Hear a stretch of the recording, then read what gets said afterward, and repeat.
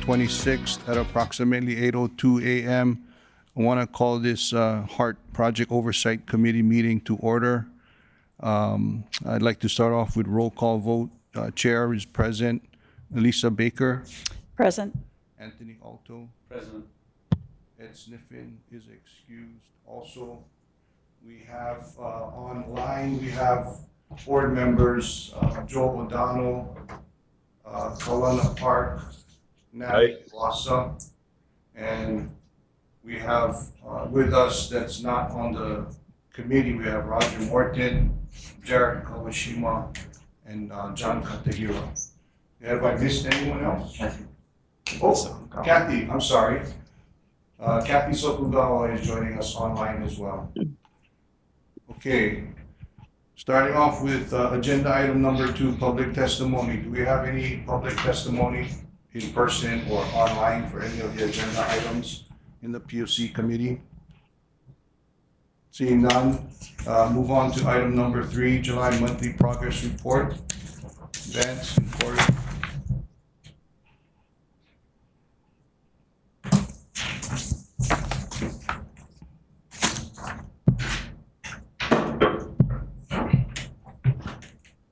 Good morning, board. Vance Suda, HART Project Director. With me here, Corey Ellis, Director of Project Control. Chad, if you can go to page, I think it's 5. Perfect. And as usual, I'll go through kind of the latest and greatest in terms of the overall key issues touching on the major portions of the project. I'm going to take it a little out of order just to kind of run us from west to east. So starting with segment 2, I think last time we mentioned we were going through system service availability demonstration, and just a reminder, that's the 30-day rolling average of 98.5% that Hitachi needs to meet in order to go into revenue service. One of the items that need to be done before revenue service. So it started on August 2nd, and as of September 13th, they have met that requirement. So September 13th was a unique day. Not only did they meet that requirement, but there was Megabon at that same time, and that was held at the Leeward Community College, and they had a very large influx of passengers, and they handled it very well. And Roger, you could probably talk to that. Accommodating that large number of passengers from the Aloha Stadium and other areas to LCC for that large event. So successful there in completing that. We're continuing with documentation for safety certification. That all needs to be done, signed off not just by us, but also HDOT and DTS. So we've been, collecting all the documentation, sharing that with DTS, with HDOT throughout all these months as documents were being completed. So it's not like a large number of documents that need to be fully reviewed. So we're very close to getting that completed. Really what's outstanding currently for safety certification is some certificates for one outstanding item with the elevators and escalators. So we're hoping to wrap that up here in the next couple of days, working through all the transfer of capital assets to DTS. So all the documentation, drawings, certificates, physical assets itself, handing that over to DTS for their review. DTS has been doing a great job in terms of reviewing that in a timely manner. I think there's only a few more packages that need to be handed over to DTS. As of HART side, we are still pushing to get that done all by October 1st, which is next week, Wednesday.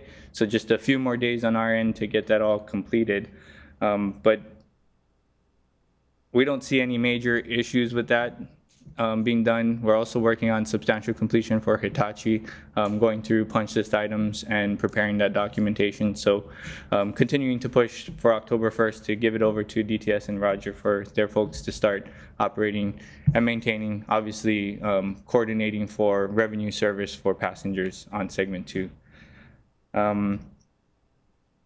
We are also preparing the stations for revenue service, so doing last-minute punch list items, last-minute cleanup items, just to make sure the stations are in good working order before we hand it over to Roger and his team.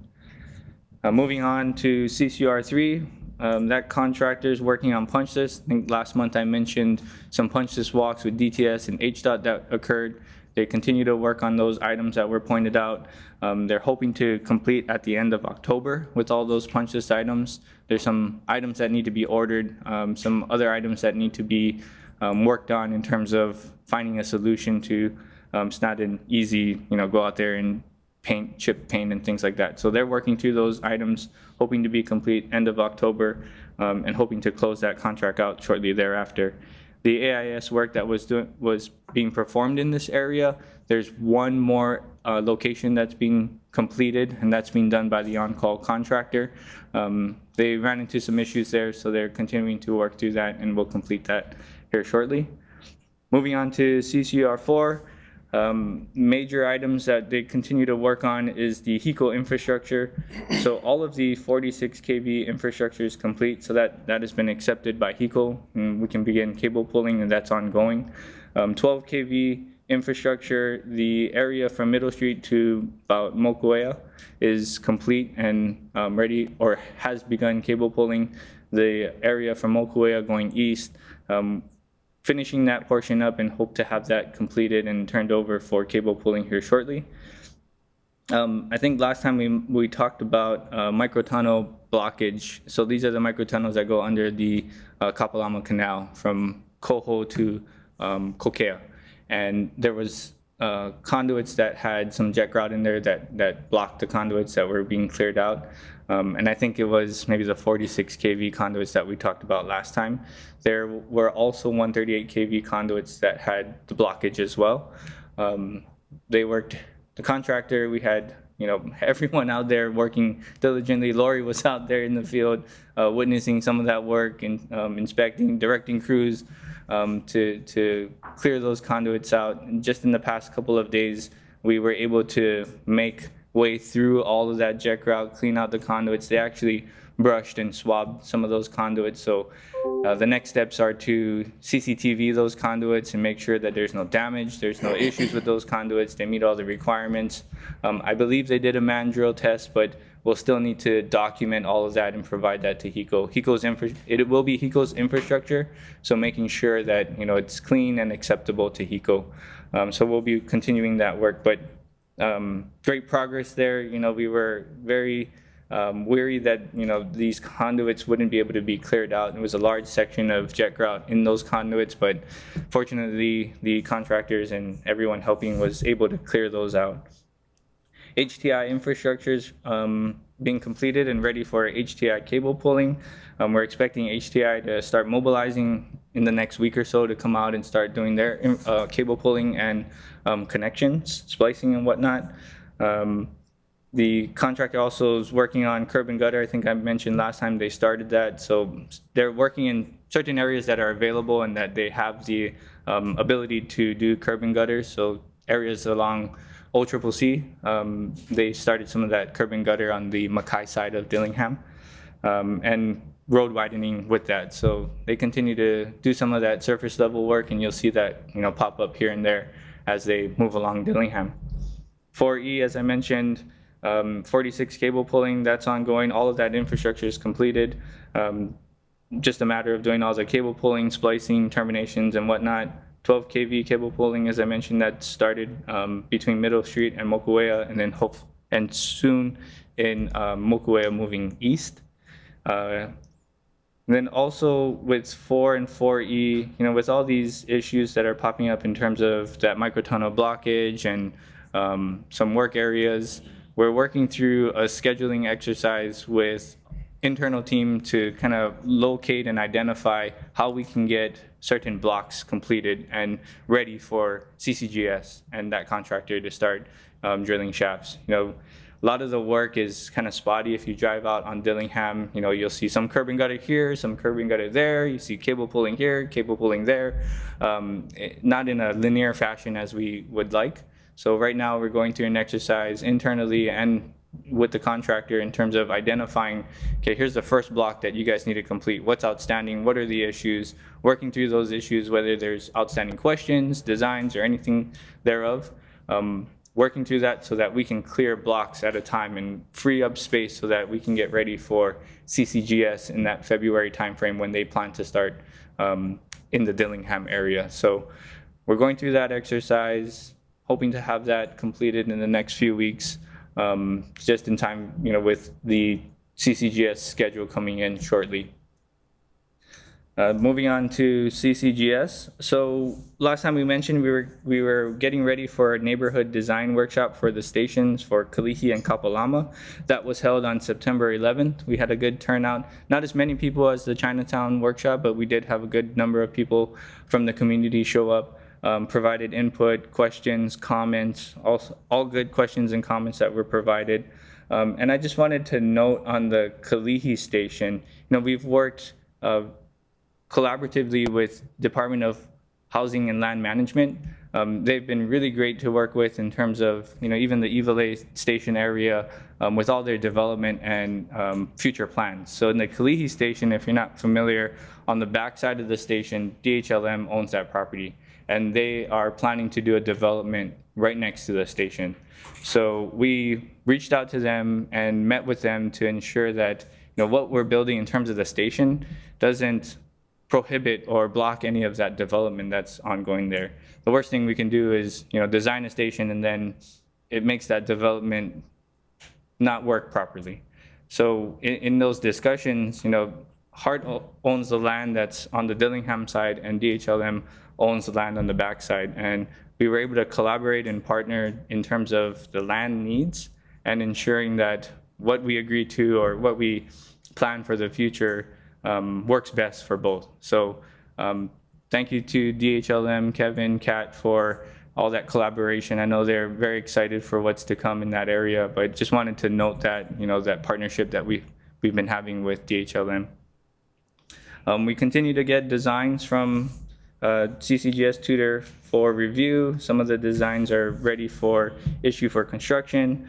Some of the MOT along Nimitz, some of those designs were approved and they implemented along Nimitz. And again, the inside lanes in either direction are closed. There's still flow along Nimitz. If you go out there, you can see all that barriers and whatnot that's out there. Preparing for drill shafts in those areas. We did have a walkthrough after that traffic control was put up, just to go through any outstanding items. So Tutor's working on closing out those punch list items, whether it's updating drawings, and it's kind of an ongoing process. As you put it out there from a paper exercise and design, you think what would need to be done in terms of traffic flow, but as you put it out there, there may be some adjustments that need to be made. So some of those walkthroughs, whether it was installed properly or maybe there's some adjustments that need to be made based on the traffic and what we're seeing. So that's all being completed and worked on with Tutor. They've begun assembling a trestle at the Alva pump station. So this is, and try my best to describe it where it is. It's kind of where if you're going westbound on Nimitz, just before you kind of make that turn where Liliha Bakery is on your left, there's those warehouses, right?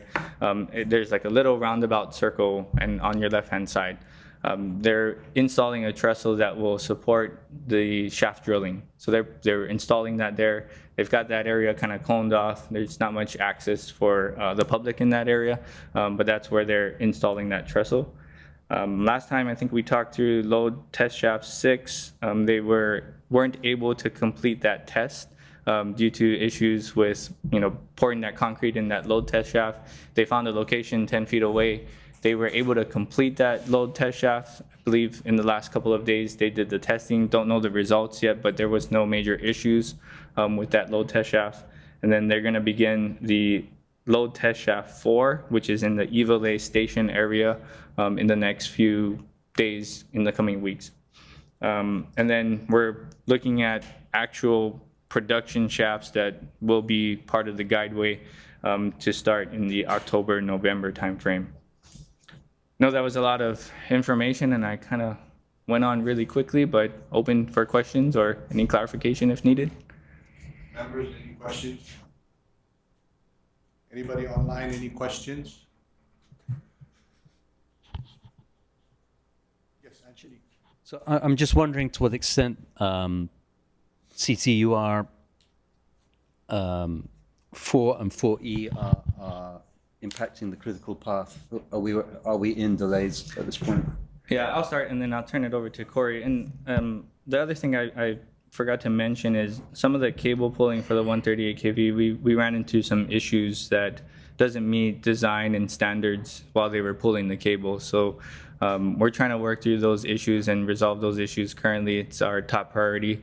Of course, it's critical path. Of course, we expect some impacts to that schedule. We're evaluating, and I'll let Corey kind of talk through that. Yeah, so we are starting to see some impact to the schedule. The August report that you haven't seen yet will show about a 27-day hit to our float, to our contingency.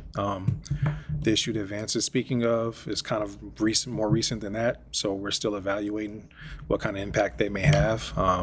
So a lot of the scheduling exercises that he mentioned we're doing with NAN, we're already talking with CCGS and getting their baseline schedule kind of organized to meet our needs, to meet what's going on in the field. So we're still evaluating that part, but you're starting to see some hit to our critical path. Presumably, you're also trying to find ways that you can play a bit of catch up. Yeah. Have you been able to identify things, or are the contractors been able to identify anything that give us some hope that we'll be able to make up some of this time? Yeah, so all of our contractors, I think what I'll say has been very cooperative. We've been able to collaborate and try to solve problems as they're coming along. The 4 contractor has been in our office 3-4 times a week just talking about schedule. The 4E contractor is finding ways to work where they can work, resequence when they can resequence, and then Tutor, to their credit, they've been open to hearing what we have, what's going to be available, so we can figure out that schedule. So I think we have a lot of good synergies in some areas. We just have to work through a lot of these problems to get it done. Anyone else? Yes, Chair. Yes, Natalie? Yeah, thank you. Thank you for your report, Vance and Corey. On page 37, the FTA's drawdown schedule is listed. And so, as you know, we have like 369 million or so that's remaining to come from the federal funding grant. Would you please remind me what the milestones are for the last 3 tranches, the 125 next year and the following year, and then the remainder? Yep, so the next tranche will be released once segment 2 is completed and handed over to DTS. That will trigger that one. The one after that will be when all the utility relocation is complete. And then the final one is, there was no defined milestone, but I think that was identified in 2027 timeframe. Okay, thank you. And then going to page 41, it lists the risks, and the highest one is for it's actually pretty high, the CCGS, with respect to a potential change notice. Can you give us some information on that, what that might entail? Yeah, thanks for the question, Natalie. So these are potential change notices. Part of Tutor's contract is to send in their PCNs as issues come up in the field that may eventually evolve into a change. What we've done in our register, and we're still reviewing it, we're going to start actually breaking these out into more detail. But what we did to start is just put a placeholder risk that has a rough order of magnitude and costs and schedule impacts. So you're seeing that as elevating to one of our highest risks. There's about 3 or 4 risks in there that are probably going to be realized and separated out, broken into separate risks. Then the other ones are just a catch-all bucket to capture these PCNs. Okay, so you're probably aware of that article that came out in Civil Beat a few days ago. Can you tell us now whether any of these risks or what the impact will be to the estimated cost at completion? Is there any kind of indication for what that might be? Yeah, so the risks here are already captured within our estimate at completion. So the curves that you see on the report kind of captures everything that's in our risk register and gives us a probabilistic estimate at completion. So everything is still within our EAC. And just to kind of comment on your question in terms of the the report that was put out by Civil Beat. No, we did respond and note that it was a transcription error on the PMOC report where there was a identified change. And to, not to defend, but with the PMOC report, they kind of review our report, and as we mentioned before, they take the information from our report to their report. We had a transcription error in the previous report where they got that information. There was no change order issued or any change order that's in process for that dollar amount. So that was just an error on our part. And you can see that the contract value didn't change, even though there was a change order there noted. So apologies for that error. That was on our part. Okay, so thank you so much for clarifying that, because anytime something like that comes out, well, actually, anytime an article is put in the media about HART, there are so many negative comments because people just don't trust what's happening. So appreciate the fact that you mentioned it was a mistake and that it has been corrected and will that it is covered within the EAC as it is currently listed. So thank you so much. Thanks, Natalie. Lisa? Yeah, Corey or Vance, could you take a moment and just for the sake of the new members on the board, go over the risk graphs for us? Maybe, and if we can put them up on the screen, that would be great, just so everybody understands how this is captured in the monthly report that's available publicly to everyone. Thank you. Yeah, absolutely. So where we're at, starting on 2.14, the risk management. So this is our risk register as a risk threat or scoring threat that we had now. As you see the table there. So this kind of combines both cost and schedule impacts and probability of being realized, and it creates a score. Oh, What page number are you on so we can have it on the screen? it's on the screen. Yeah.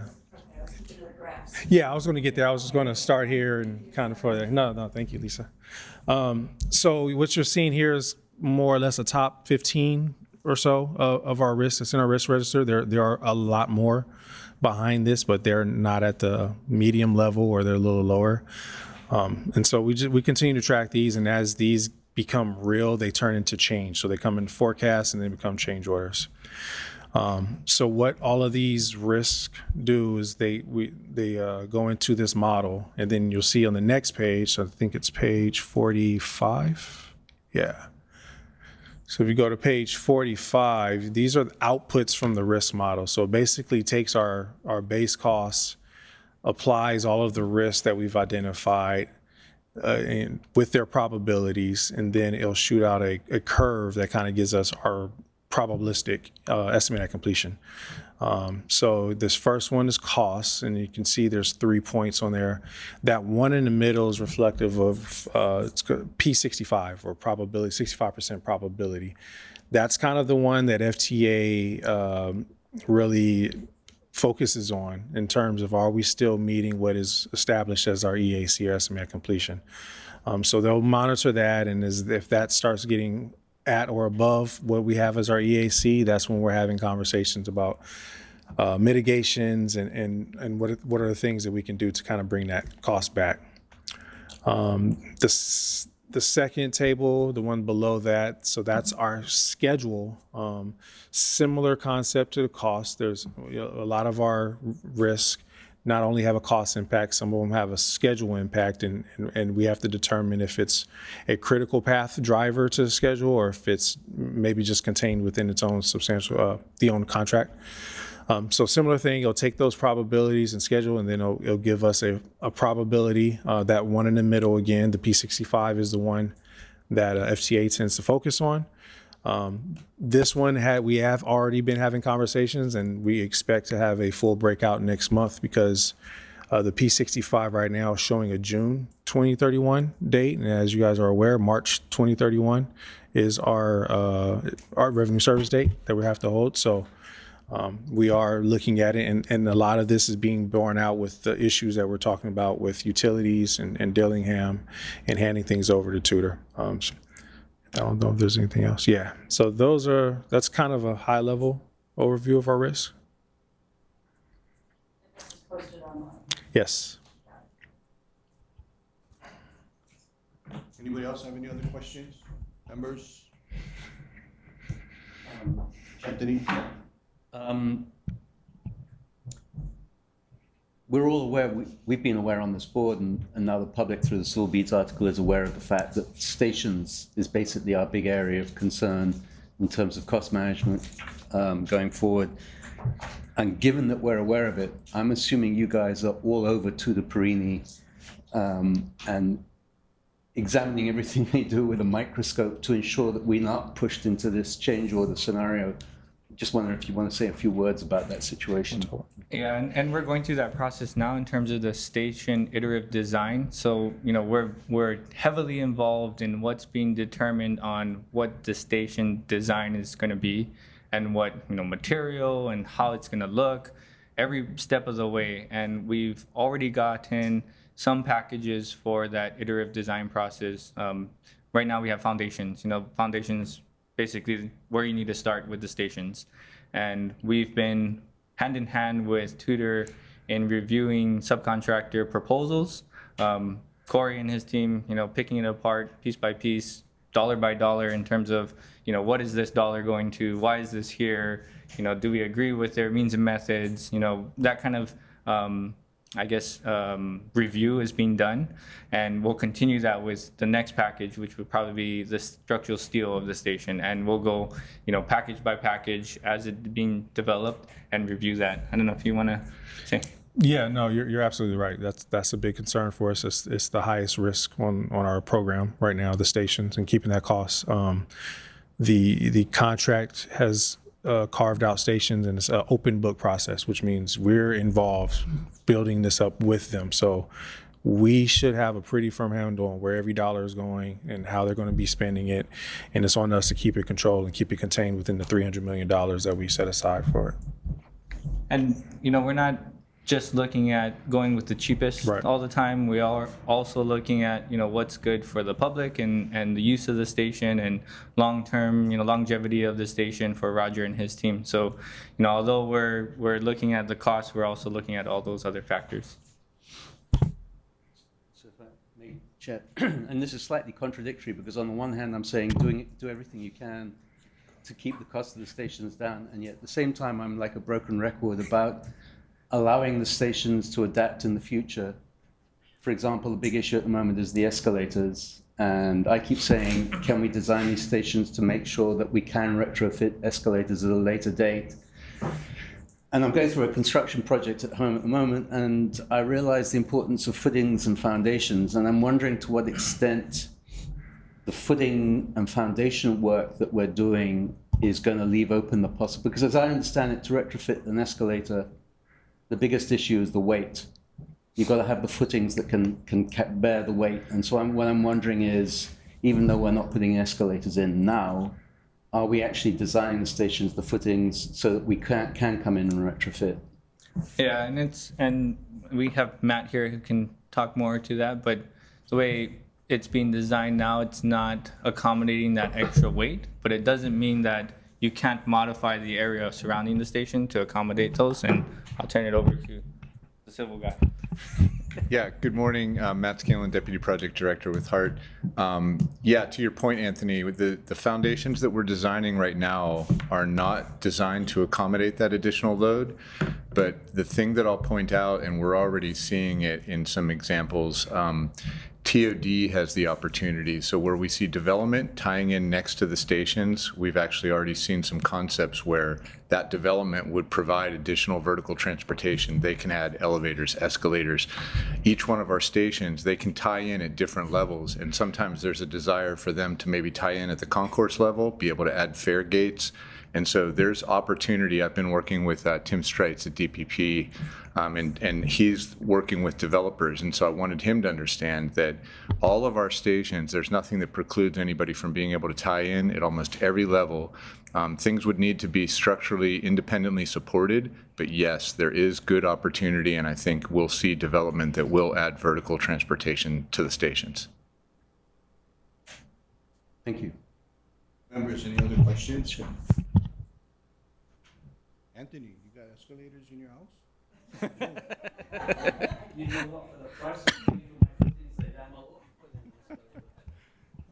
But so to follow up a little bit on that, I mean, we're meeting all I'm assuming so, but just to make it clear, we're meeting all ADA compliance issues and. Yep.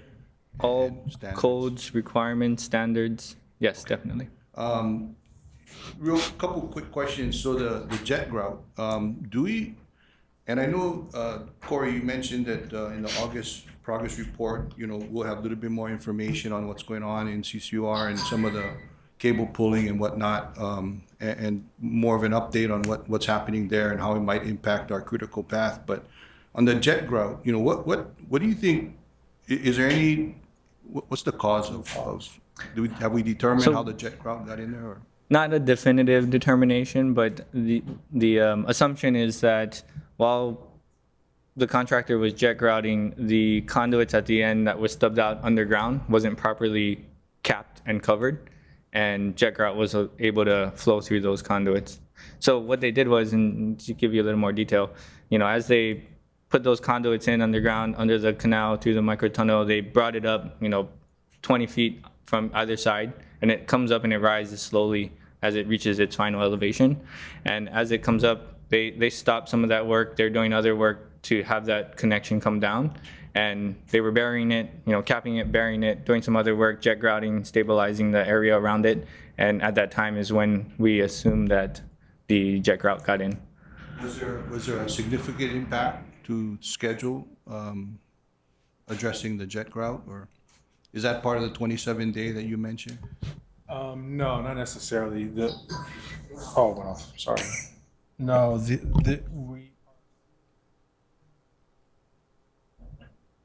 okay.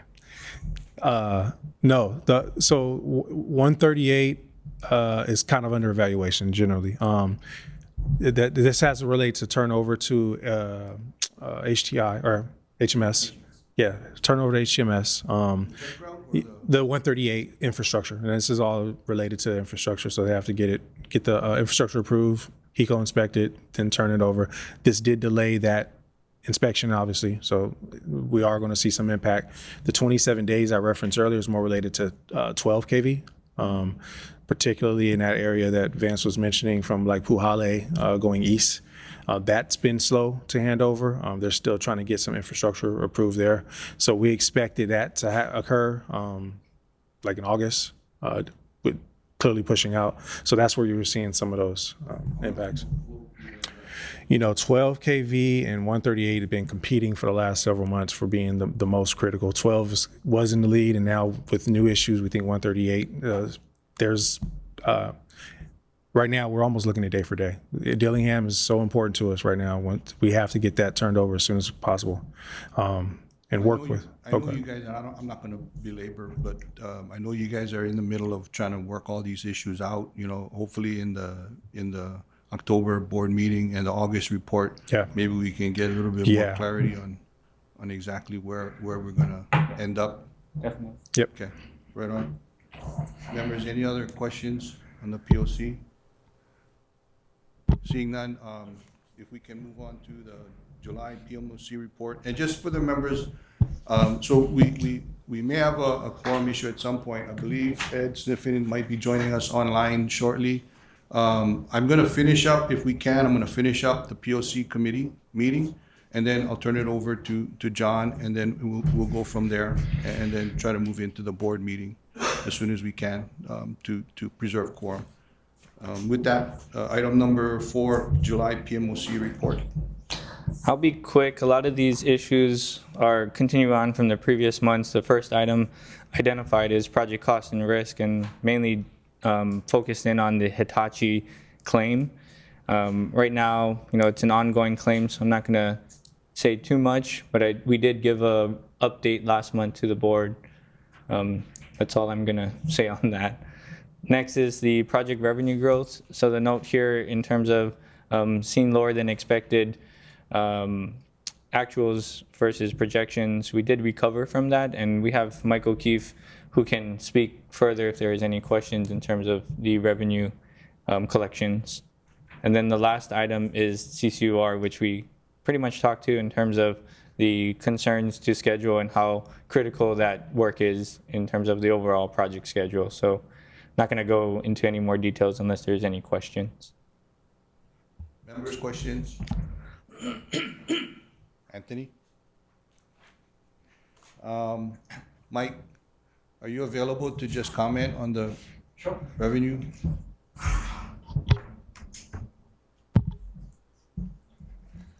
Any high major points that you want to mention or? Sure. So thanks, everyone. Mike O'Keefe, Deputy Executive Director. So the second and the third quarter of fiscal year 25, so last fiscal year, we had a dip in collections relative to the collections that we had, the collection levels that we have identified in our financial plan. It was just, we were kind of just below the projections in the financial plan. We did recover in the fourth quarter, as Vance noted. Our actual collections of GET, TAT came in above the projections in the financial plan. And so we're closely tracking this. We have 2 months worth of data now for Q1 of fiscal year 26. I'll mention that it's probably looking like we're going to be under the plan again at this point. It's going to be very close to maybe slightly under. And so, we're keeping a close eye on that.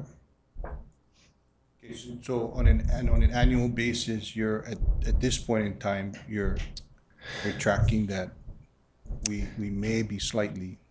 Yes, that's a good point, and I should clarify what I said. So when I say slightly under and slightly over, that's really on a quarterly basis. But if you look at the revenue cumulatively for like the past 4 years, we are above the overall projection by about, I'm going to use some rough numbers, so don't hold me to this, by about $90 million. And so the above and below is just related to the quarterly projections. But, again, it's something we're keeping a close eye on. We're watching indicators in the industry, particularly local indicators like the state's Council on Revenues, which includes a revenue projection for the state that includes GET, TAT. It includes individual income taxes and a number of other things. So the state's Council on Revenues is projecting an overall dip in revenues in the coming fiscal year. It's a little weedy, but I should clarify that overall dip is really related to income tax breaks that folks are receiving in Hawaii. So the income tax income tax revenue is really far down and is kind of bringing the overall projection down for the state. GET and TAT within the Council on Revenues projection is still projected to increase, but maybe not as slightly as was previously expected. There was an article that just came out in the paper yesterday about how I think UHERO is projecting a slight recession in the coming year, and that could, of course, have impacts on our GET and TAT collections. But again, we're keeping a close eye on it, and happy to give an update, a thorough update at every board meeting. Okay, appreciate it. I'm sure that John will cover a lot of this in the Finance Committee. So, any other questions, members? Yeah. Yes, Natalie? Yeah, so just to follow up on that. So, I'm just wondering, a lot of the county TAT comes in too as part of the funding for the rail construction.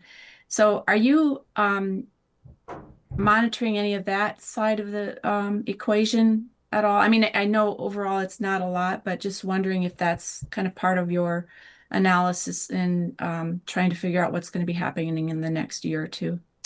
Yeah, absolutely, Natalie. So that's all baked into the overall revenue projection in our financial plan. And so we're keeping, that's a quarterly number as is the GET, the state GET and TAT. And so we're keeping a close eye on that as well. Okay, thank you. And just one more question, just out of curiosity. So the county has been very aggressive recently with respect to going back to some of these property owners who for one reason or another, paid late or haven't paid. And so, as I understand it anyway, there are some penalties out there. Does Hart get a share of those penalties, or is it just the TAT itself? Just the TAT itself. Okay. Yeah. Thank you for that clarification. Thank you, Chair. Thanks, Natalie. Any other questions, members? Okay, seeing none. Thanks, appreciate it, guys. You're working hard on that.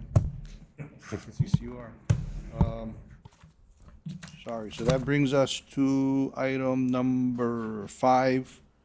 I guess the summary of board requests, it's not really a request, but I guess just, you know, a real good update next month on what's going on with the underground and the 138 KVs and whatnot, and how that's gonna potentially, how are we gonna address those potential impacts to schedule? Do we have any other? No? Okay. So if there's no other questions, comments, this POC committee is adjourned at 9:44. I'm sorry, 8:44. Yeah, sorry. Thank you.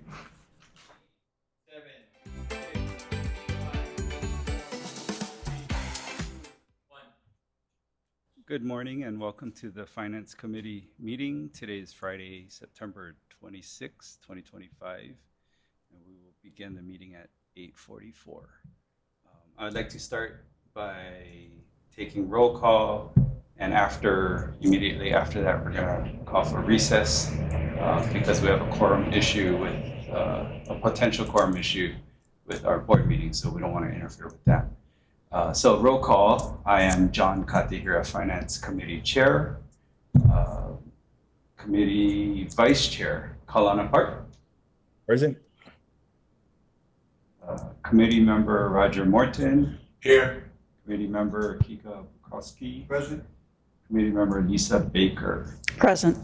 I would also like to note the presence of other board members in this committee meeting: Anthony Alto, Jared Kawashima, Joe Odano, Nat Iwasa, and Kathy Sokugawa. Thank you for being here. So at this time, I'd like to call a recess so that we can go ahead and continue our board meeting. It is 8:45. Thanks. Nice job. I can continue, yeah, Chad. Can roll, yeah. We're still live. Okay. Okay, just for the public's knowledge, we may reach potential quorum issues, so what we want to do, Chair of the Finance Committee just recessed his committee until further call of the chair so that the board could convene and take action on some items here that need our action. So with that said, I'm going to call this meeting of the Hart Board of Directors to order. It's Friday, September 26th at approximately 8:47 a.m. And I'll start off with roll call vote. Colleen Halabusa is excused. Vice Chair is present. Anthony Alto. Present. John Katihira. Present. Kalana Park. Yay. Don Apuna is excused. Jared Kawashima. Thank you. Ed Sniffen. Okay, Ed may be joining us in a little while, but Ed is excused for the moment. Lisa Baker. Present. John Morton. Present. Kathy Sokugawa. Here. Natalie Iwasa. Here. Joe Odano. Here. Chris Takashige is excused, but may be joining us a little, excuse me, a little later. Okay, we have quorum. So members, if there's no objections, I would like to take item number 6, Resolution 2025-19, Third Amendment and Restated Programmatic Agreement out of order if there's no objections. So let's take item number 6 out of order, Resolution 2025. I believe Sean and Vance will be presenting to us. Chair, sorry for Yes. interrupting, but you want to ask for public testimony? Oh, thank you. Is there any public testimony in person or online? Seeing none? Okay, thank you. Go ahead. I'm going to start, Vance to the HART project director, and then turn it over to Sean Snow here, who's the expert in terms of this PA. But wanted to give you a little preview before he goes into the details. The programmatic agreement, or the PA, is a requirement for federal funding. And way back in 2011, the first PA was signed after the environmental impact study was completed, and subsequently the final EIS, or environmental impact study. It is related to national or historic properties, and is a requirement for us to mitigate any impacts the project may have to those properties. And the programmatic agreement lays that out in terms of what we had agreed to. In technicality, it's a document between the FTA and certain stakeholders, and HART is to execute a lot of these items. But I'm no expert, so I'm going to let Sean talk to all the details and give you more. Yep, thank you, Vance. Sean Snow, Planning Director for HART. For the past 2 years, we've been working on an update to our PA at FTA's request to recognize the fact that that the HART project will now open in segments, and because of that, we have ongoing mitigation requirements, some of which have been completed and some of which have yet to be completed.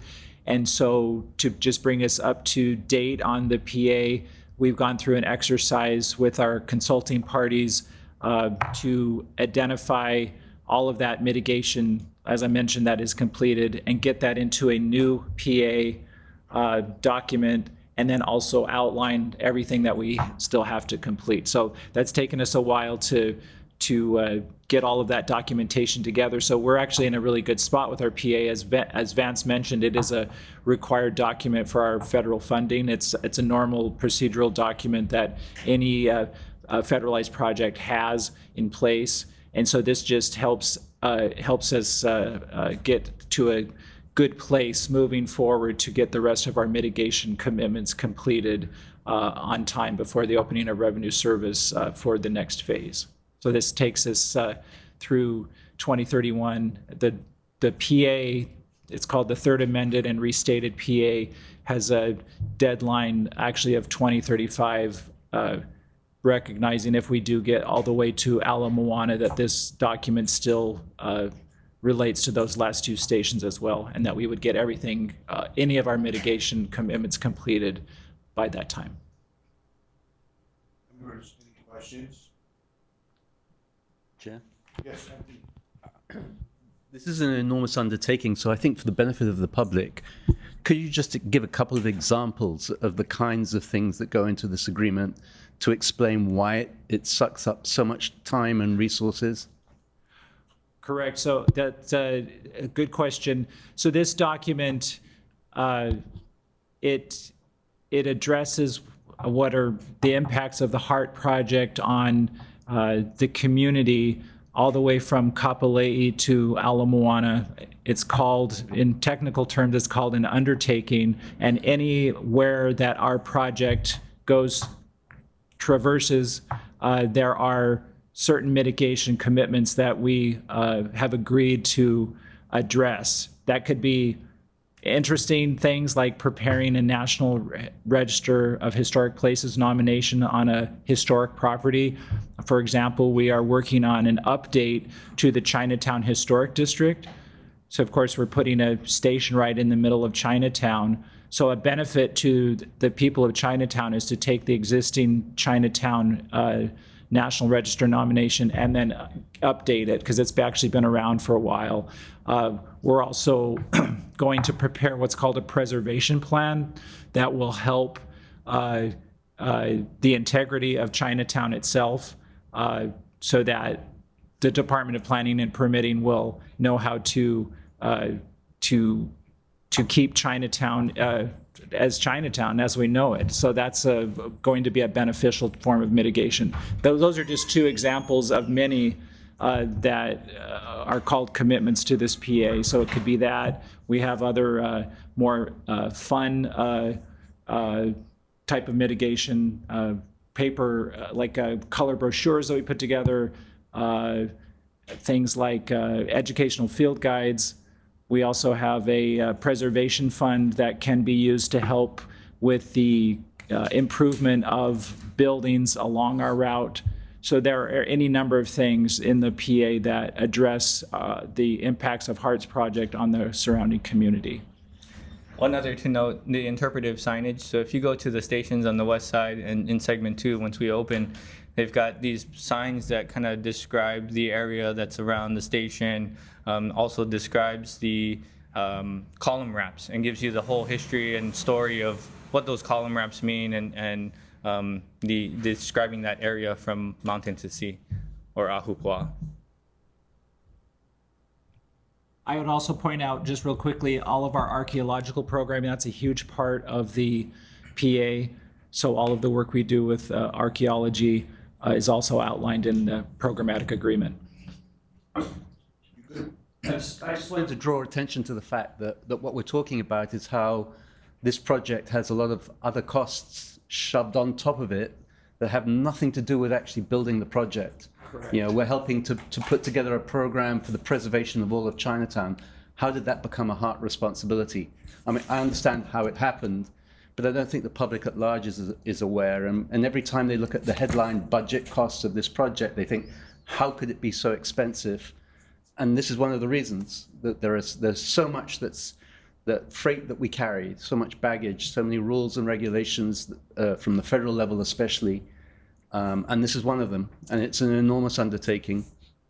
And I say that as a committed environmentalist.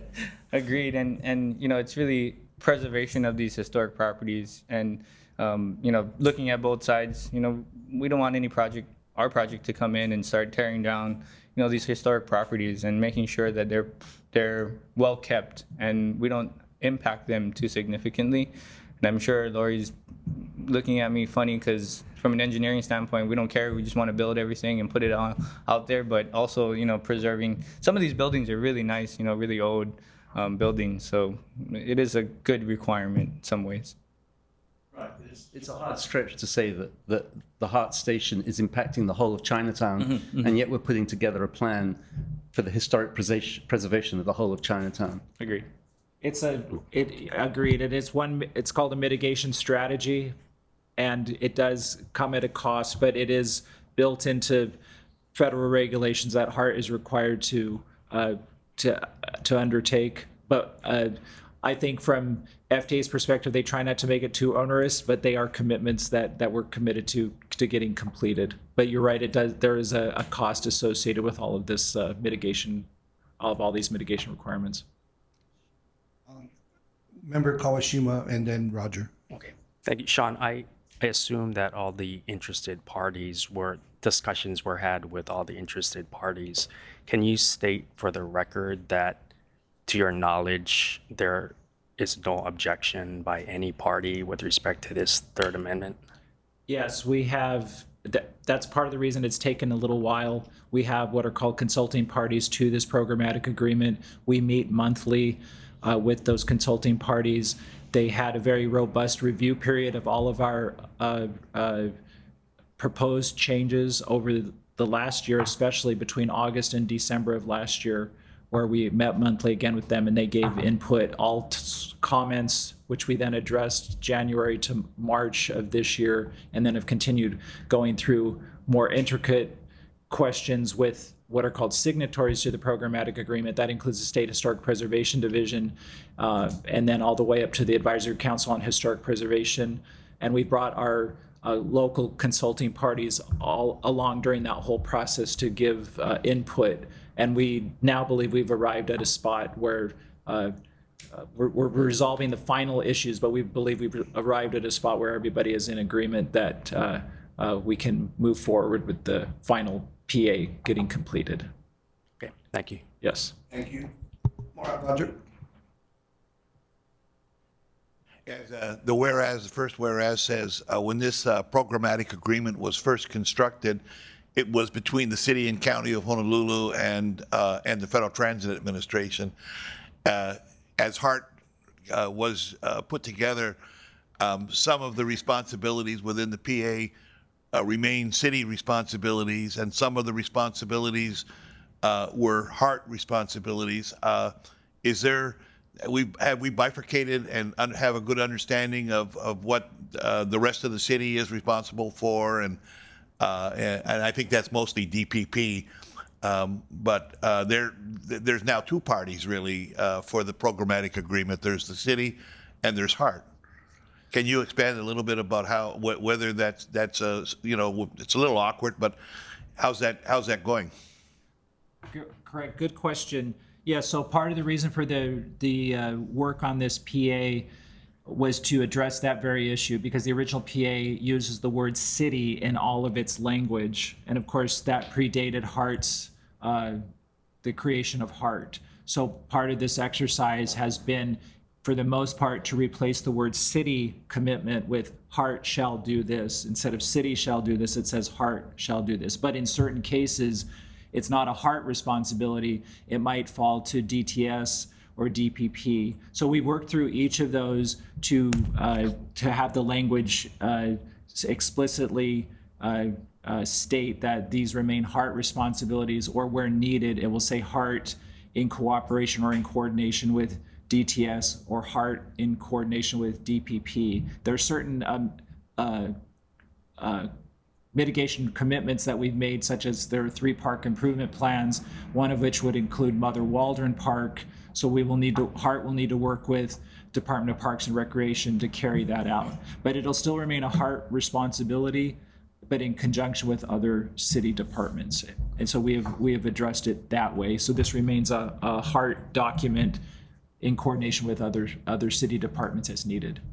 So basically, HART is responsible to complete all these mitigations. And that's what was going to be my question. Does FTA recognizes HART as the responsible party for the entire agreement? Is that the way it works?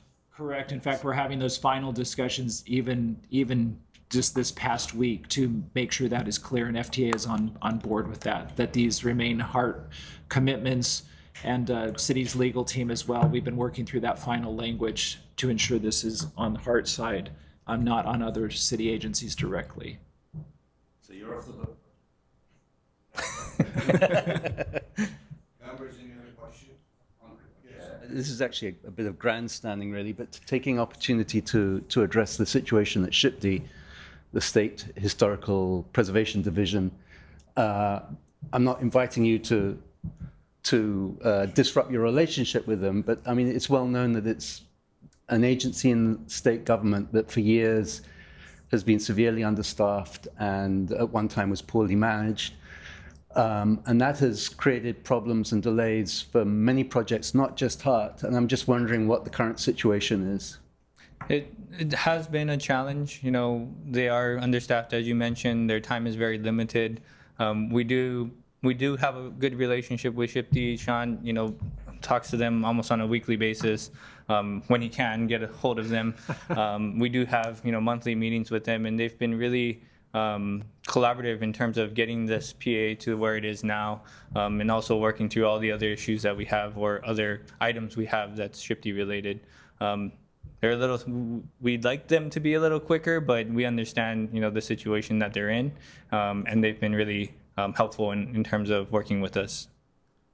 I don't want to throw them under the bus or ask you to throw them under the bus, but to the extent we've had delays in this process, it's been coming from other actors rather than from HART, right? In many cases, that is true. And, you know, to be fair, there's a lot of other stakeholders that's signing off on this, and it's not just a matter of one stakeholder or the other. You know, other federal organizations, ACHP, I can't remember, American Advisory Council on Historic Preservation. Yeah, you know, they've got to review and provide comments, and, you know, I'm not saying that they're slow, but, you know, it is a process. So not just SHPD. Although I will say SHPD they knew they had to come to the table. They themselves said let's lock ourselves in a room so we can get this addressed. And they did on a number of occasions over a period of 14 hours on certain meetings over a period of days. We did lock them in a room. So, and they live edited certain parts because they're a signatory to this PA. So in that instance, in those instances, they have been very helpful. Yes, Member Koshi? So now that once this is approved and finalized and Hart has the responsibility to meet the schedule, will you folks be reporting to the board on a regular basis on how you're meeting that schedule? We can definitely sprinkle in, it's in our progress report too, and we can identify when major items are completed, such as the interpretive signs and segment 2, all those signs. Sean did a really good job with his team to get those finalized, completed, and they're all installed in segment 2. If you remember segment 1, it was a scramble to get those in at the last minute and make sure that they were put in.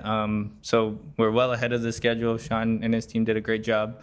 And even the color brochures, I probably should have mentioned that earlier, that those are all done and ready for distribution to the public once we open. Okay, thank you.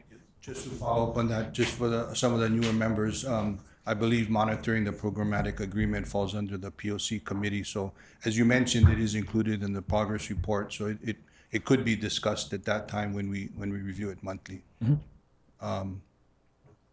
Any other questions, members?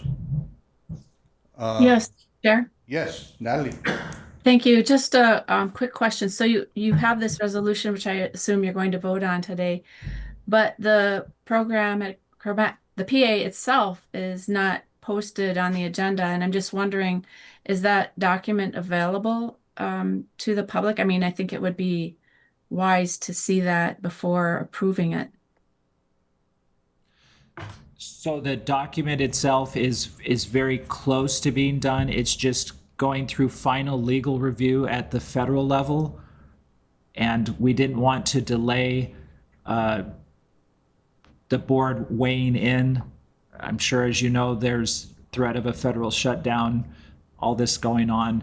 The changes to the PA are not expected to be anything substantive. It's just to get it over that final level, but certainly would have no issue providing it when we get the last edits done, which we're expecting to be done in the next week or so. Yeah, Natalie, we have to apologize to the board for this rush. We, for the last 2 years, we've had our schedule, and the goal was always to get this done and signed before the end of the federal fiscal year, because of what Sean mentioned, that we are at risk of losing the stakeholders that we've been dealing with for the last, not just 2 years to make these edits, but multiple years. And so we did not know, honestly, this is an error on Hart's side, that we needed the board approval on this, because as it's been mentioned, this is the third amendment. The first two, we did not obtain board approval. And so when court brought this to our attention, it was an oversight on, I guess, both our sides. We just found out several weeks ago that you need board approval for this, and so we immediately put it on the agenda. And the final document, as Sean mentioned, we're waiting for federal legal review. It's all been reviewed on this side, and we're just trying to beat that end of the fiscal year, which unfortunately is next week, to get everyone to sign it. But we don't think we're going to make it, because we still have the Navy, we have GSA, we have ACHP, NPS, but we're just trying to scramble to get this done before we lose those stakeholders. Okay, so I appreciate that, and so I think it's important to understand. I guess reading the language here, it is that the board is authorizing you to execute that agreement, and typically that would mean that the final agreement was ready for the board to basically approve. So I understand the predicament. It's very likely, my understanding anyway, that the federal government will shut down at the end of the month, at least a good portion of it. There are some portions that will still remain open that are determined to be critical. But I understand your predicament. So I think, maybe what should be mentioned is that I also understand that during the week you met individually with board members. And I just say this so that the public understands that the board is not going into this blindly, because there has been so much mistrust out there and so much incorrect information that I think it's very important to be transparent about this entire process. So just wanted to mention that, and I'm glad I'm not voting on this. Okay, I appreciate that, Natalie. Yes, we did go over with the board members what the changes were in the document prior. So yes, thank you for sharing that. And Yeah, you're just to welcome. note, Thank the 2011 PA is available online, and the reso kind of outlines what the changes are. So if you want to take a look at the original PA, and as Sean mentioned, a lot of it is changing city to Hart, and maybe clarifying and better the commitments. Okay, so just to restate that, then you're saying the current PA is available. If people want, they can go to each whereas and compare it and see what the changes are in the final that's going to be done. Okay. Correct. Thank you. yeah. so much. Thank you. Thank you, Chair. Thanks, Natalie. So, just for clarification and to restate, members of the board had an opportunity, I believe, to meet with Hart staff to review the programmatic agreement individually. And I think some members, maybe all, had an opportunity to do so. We do have the ability to enter into executive session if any member feels that they have some questions or that they have or concerns that they would like to discuss in executive session. If members so choose, we don't have to if you feel that you have enough information to make this decision. I do want to clarify that the review that the federal government is doing at this point is non-substantive. Is it more legal? Correct. There are certain language requirements that I guess you could call it legalese. They want to make sure that's in there. There are a couple. I actually spoke with FTA this morning. There are a couple queries that they had on some of the ways we've written certain passages, but it's nothing substantive. And in fact, part of their queries relate to Form and some of the form, but also not understanding our overall approach for rewriting this PA. Part of our approach has been to document the history in a lot of whereas clauses, just for myself and also for future folks at Hart, so we know where we've been, and that was a little bit non-traditional to do it that way. So a lot of their questions were related to, well, why are you doing it this way, things like that. But it's not anything substantive. It's just more they're asking for clarifying language. And your signatories and consulting parties are all understanding of this and have no concerns? Correct. So as part of this process, we have sent the draft to all those signatories, in fact, during this past week, for them to give any final comments.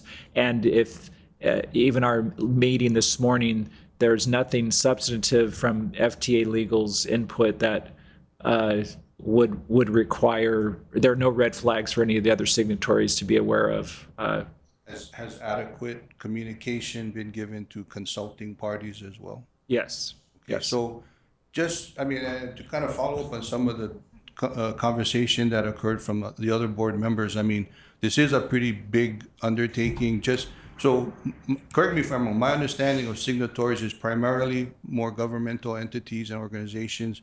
Consulting parties, more community and cultural stakeholders.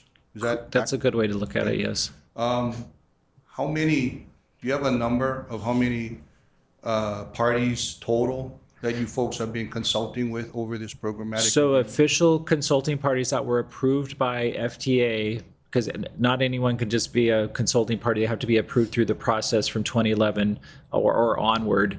There are between 30 and 40 consulting parties. When you say consulting party, that includes everyone, including our higher level signatories to community stakeholders. So we have, I'd say between 30 and 40, but some are more active than others. I I guess to Natalie's point, I mean, we are trying to be as transparent as possible, and if, you know, I mean, if I could just call a real brief recess, if that's okay, just a brief recess, and less than 3 minutes, and we'll come right back. Yeah, real brief recess. Lori.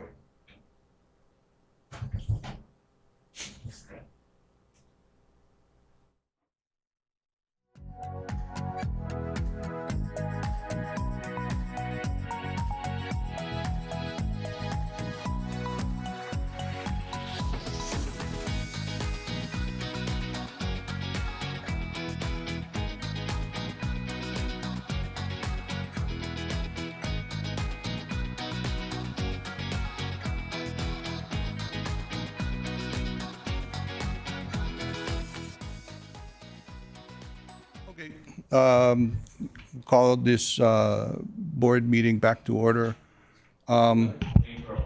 Okay.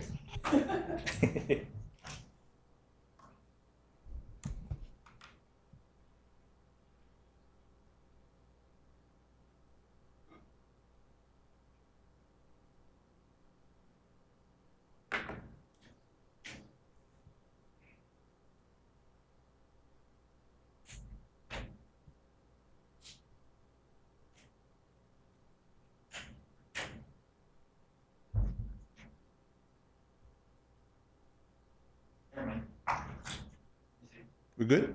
Okay, so we'd like to call this board meeting back to order. Just one last question, well, clarification. So part of what the exercise of going through this amendment, I think was mentioned earlier, was kind of identifying what was more Hart's responsibility and what was city responsibility, and kind of separating the two? Correct. Is that accurate? Okay. Yes. Yep. All right. So, members, I guess if there aren't any other questions, what I would like to do is request a motion. Chair, I move that we adopt Resolution 2025-19. Okay, so let me make Second, Colonna. suggestion real quick. Let me make the request for a motion real quick. So the request for a motion is to accept and approve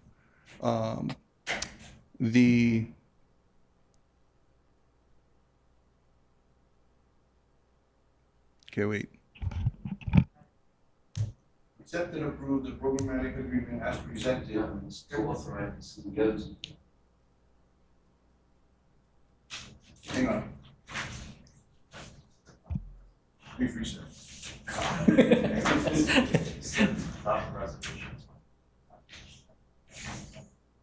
Authorizing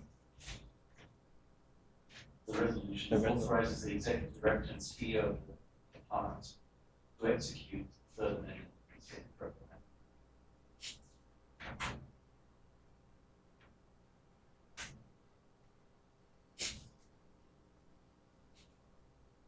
So it's not the board executing, we're authorizing. All right, so it's fine.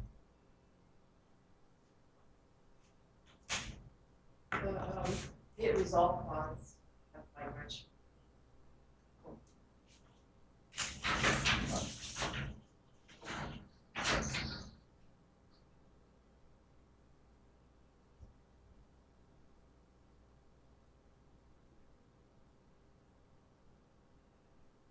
Okay, so let me take a shot at this, and if you guys want to correct my request for a motion, please do so. I'm asking for a motion to authorize the executive director and CEO of Hart to execute the third amended and restated programmatic agreement as presented by Hart staff. Do I have a motion? So moved, Chair. Second? Okay, it's been motioned. Second, and Colonna. seconded. Is there any discussion? Seeing Sure, none. maybe, sorry, Yes. just to follow up, so what happens if there are substantial changes that occur after this meeting? Is there going to be follow-up to describe what those changes are, just for our awareness? Sure, we could, if there are any, which we're expecting none, but yes, definitely. Okay, with that said, any further discussion? Is there any objections to the motion to authorize the CEO to execute the programmatic agreement? Seeing none, motion is passed. Thank you very much. Appreciate it. Thank you. Okay. All right. Yes. May I just make a comment? Sure. I just, you know, this is, from my perspective, being on the board for the last year, this is an excellent example of the trust that has been restored between the board and the Hart staff. And I don't think it should go without saying and bringing up that there is a much closer partnership now in the board, between the board and Lori's executive staff. And I think that is a lot to do with the people on Lori's executive staff and the fact that the board has also, you know, we've really moved hard to be involved and be informed and to be trusting both sides. And this is not a small thing, and I just wanted to make sure it was pointed out, because I think this is the first in what could be a really close board, Hart executive staff working relationship. And I also wanted to say, which I said offline, is that Sean had an amazing job to do. And so thank you for joining the Hart team and doing such a wonderful job. Appreciate it. Appreciate you saying that, Lisa. Thanks, Sean. Appreciate it. Okay, let's move on to other business. So, you know, I think we are going to lose quorum at 10. So what I'd like to, again, request, unless there's objection by anyone, to take item number 5 out of order, eminent domain. Are there any objections? Seeing none, Krista, if you are prepared to speak to item number 5. And thank you, Anthony. Is there anyone in the audience or online that would like to present public testimony on this item number 5, eminent domain, A or B? Seeing none, Krista, when you're ready. And Chair, do you want me to go through both presentations, or are we taking the matters one at a time? Yeah, let's go through both, if that's okay with Yes. you. And then, you know, if we need to go into executive session, we can go into executive session on both. Okay, Thank you. thank you. Both presentations or both requests are for approval of administrative settlement in condemnation actions. The first one has to do with the Janine Hatsu Takara property. Next slide, please. This is an overview of the property. If you look on the left, that's what the property looks like, or did look like last year. The building is no longer there. So it was property and service printers occupied the property. They've been relocated out of the building to another location successfully. On the right-hand side, it does show the use of that property. There'll be a TPSS placed on that property and a 138 kV electrical pole. Next slide, please. An offer to acquire the property in fee was presented to the owners in December of 2022 and was later updated in October of 23. The offer complied with the requirements of the Uniform Act. The Board of Directors authorized acquisition of the property by condemnation in November of 2023, when we were unable to come to a settlement. Hart obtained court order possession of the property in March of 2024. The owner and Hart have tentatively agreed to a settlement agreement subject to the approval of the Board of Directors that has been determined to be reasonable, prudent, and in the public's best interest. And that is what I have for the public presentation.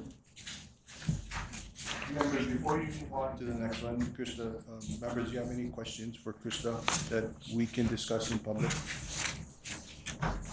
Seeing none? Okay. Just one, Chair. Because this was an issue that was taken up in the media, that we were essentially killing off a local business. But as I understand it, Service Printers has made a successful move and everything is good there, right? Nobody That's lost correct. their jobs. That is correct.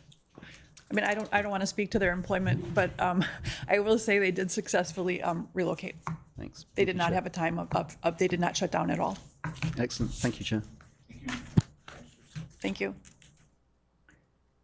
And then the next presentation, so this is for an electrical easement. The owner is TNI Properties. And if you want to go to the next slide. The business here is known as Hawaii Spring Supply, and the easement is shown on the right-hand side. It is an underground easement and access, so there's no facilities put in this property. It is all underground. There's a manhole that we needed to place, and the access is, access to the business is being maintained. Next slide, please. Hart presented an offer to acquire a non-exclusive electrical easement to the owner in March of 2023. The offer complied with the requirements of the Uniform Act. The Board of Directors approved the acquisition of the easement by condemnation in April of 2024. Hart obtained court order possession for the property for the easement in June of 24. The owner and Hart have tentatively entered into a settlement agreement subject to the approval of the Board of Directors that has been determined to be reasonable, prudent, and in the public's best interest per the URA. Thank you. Members, any questions? Seeing none. So we do have the ability to enter into executive session to consult the board attorney on questions and issues pertaining to the board's hours, duties, privileges, immunities, and liabilities. Does anybody, do I have a motion to enter into executive session? Does anybody desire to enter into executive session to discuss anything? Anyone online? No? Okay, so with that, if there is no other questions, I believe we're ready to request a motion on item number 5A, City and County of Honolulu acting by and through the Honolulu Authority for Rapid Transportation.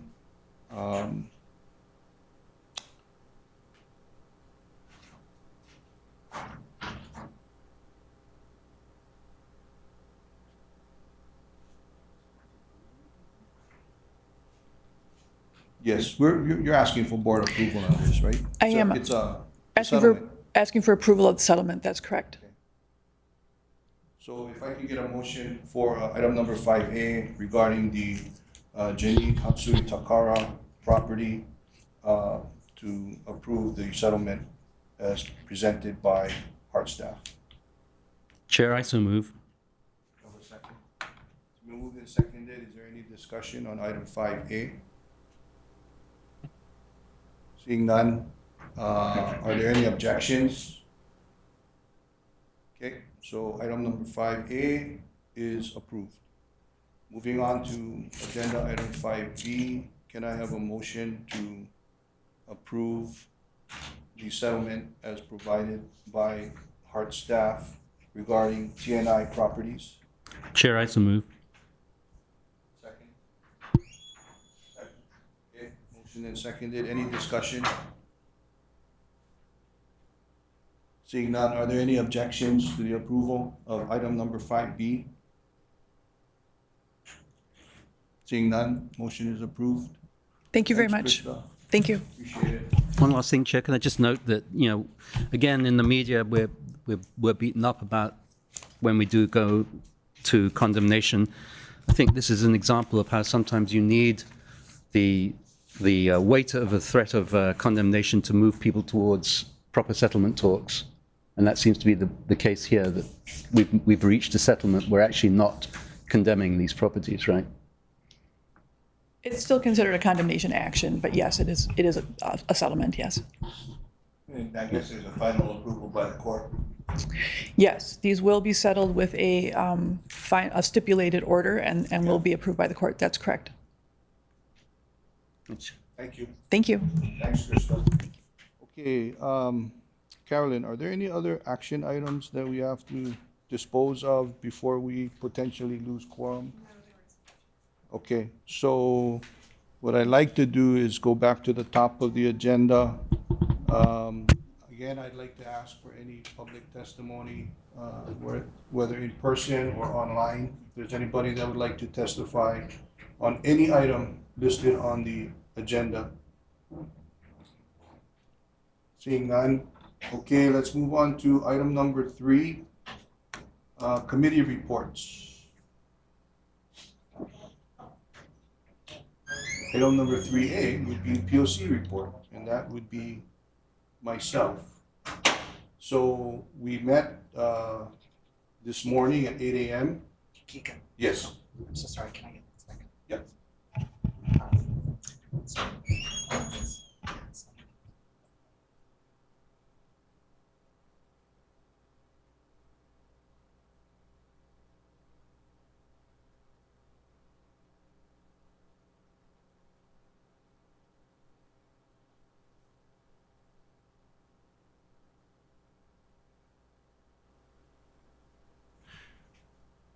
Okay, so thank you very much. We have been asked, just to restate, just to be clear, the motion and vote on item number 6. Just to be clear and make sure we do everything properly. So what I'm going to do, board, is I'm going to again ask for a motion regarding item number 6, Resolution 2025-19, third amended and restated programmatic agreement. I'm going to ask for a motion to approve the resolution, again, Resolution 2025-19, third amended and restated programmatic agreement, and terms as presented by the HART staff.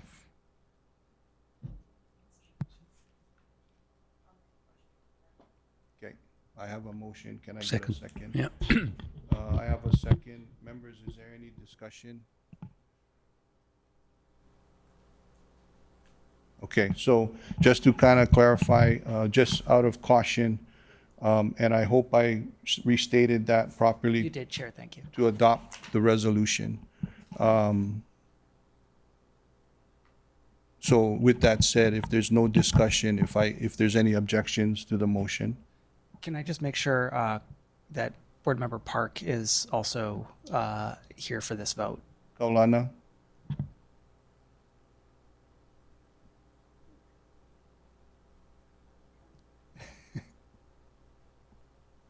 Sorry about that. I always had faith in you, brother. Sorry. Okay, so if there's no objections, the motion's passed. Resolution 2025-19 is approved. Thanks, Dan. Thank you, Chair. Appreciate it. And I apologize. I appreciate you guys' patience and understanding as we kind of wobble through this this agenda. So with that said, if there's no objections, if we could move back to the top of the agenda, item number 3, committee reports. Committee 3A, committee report for Project Oversight Committee. We met this morning at 8 a.m. We discussed the July progress report as well as the July PMOC report. There was no action taken, and that's the report of the POC committee. Item 3B, Finance Committee was recessed. We convened and we recessed until further call by the chair. John, anything else you want to add? Okay, thank you. If we can move on to item number 4, Executive Director and CEO's update. Okay, thank you, Chair. Give me a little breather. Yeah. Forgot what I was going to say. For Bill 60 board members, so unsolicited by HART, the City Council has put forward Bill 60, and this is allowing HART to, but we're still working on the wording with them. I went to testify on Wednesday at City Council asking for a deferral because I'm not authorized yet by the board. I explained that we didn't have a chance to, the board didn't have a chance to look at it, to discuss it, provide feedback. So it will be agendized in the October board meeting, which I testified to at City Council. But the gist of the bill is to extend the MOS. Right now, the minimal operable segment is from East Kapolei to Ala Moana. The original language was to extend from Ala Moana to University of Hawaii. There has been some appetite from West Side stakeholders. DHHL would like us to take a look at going further west. Right now, the LPA, locally preferred alternative, is all the way from West Kapolei to University of Hawaii. The MOS is part of that. And so what they're looking at is to extend the MOS to match the LPA. And so I believe they're going to put it on full council next week. I will be there, but again, I know because it hasn't been properly agendized for you folks to authorize me to testify, I'll probably just say the same thing, that the HART board is going to agendize it in October and have a discussion and provide feedback to them. But it's a like I said, unsolicited. Chair Radiant Cordero did say at the council meeting yesterday that this is not a HART initiative, this is city council initiative. So at least she knew it wasn't, we weren't starting it, but very refreshing to have a city council pushing forward with something like this. Are there any questions on, yes, Roger? Yeah, well, at first you said they're going to amend the bill. But when I first saw the bill, I thought it was just an east extension. Did Correct. I hear you say it's going to be for the full LPA? That's what they're contemplating right now. Okay. Yes. Any other questions? Yeah. Just, Chair, I think it's probably time for the extensions pig to report. We need to agendize It's a it. little bit premature. We gotta pass the bill first. I think. Yeah. Any other questions regarding Bill 60? Oh, yeah, Chair? Yes, Natalie? Just a comment. So I was just trying to pull it up and I can't access the site right now, but the bill is on the agenda for next week's council meeting. And when I had looked at the proposed amendment, which I think passed, they did take out the part extending to UH. So, you know, given that Lori said she testified for a deferral, it's, I guess, a little disappointing that they are continuing without taking that into consideration, or apparently taking that into consideration. But they do have another committee meeting and then the third reading. So there are those opportunities. Yeah, Just wanted to mention. yeah, thank you, Natalie, I'm sorry. Thank you for bringing that up. Let me clarify. I did ask for a deferral, but as they were in discussion, they said that there will be another committee meeting and they didn't have a lot of public testimony there. And so they're hoping it's going to be out on the west side next week for full council, but they are going to have another committee meeting, open it up to further community input. And so that's why they decided, they meant no disrespect to the board. In fact, Tupola mentioned that I would love to have feedback from the board, but they said that the board can still provide feedback on the language before this thing, before it finalizes.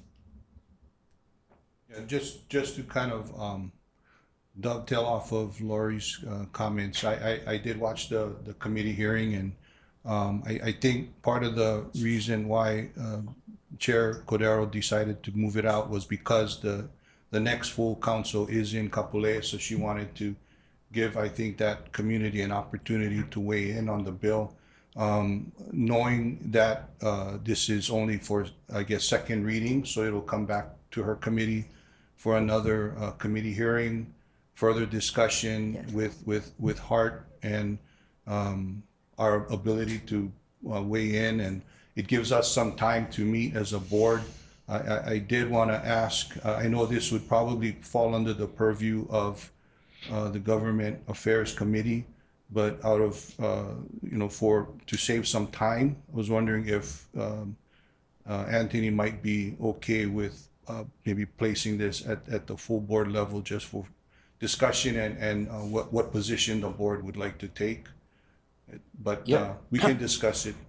Yeah, I mean, I don't have a problem with that. We do have this draft extensions report that was finished back in May. that's been sitting around. So it is time for the board to discuss that. So, yeah. Okay.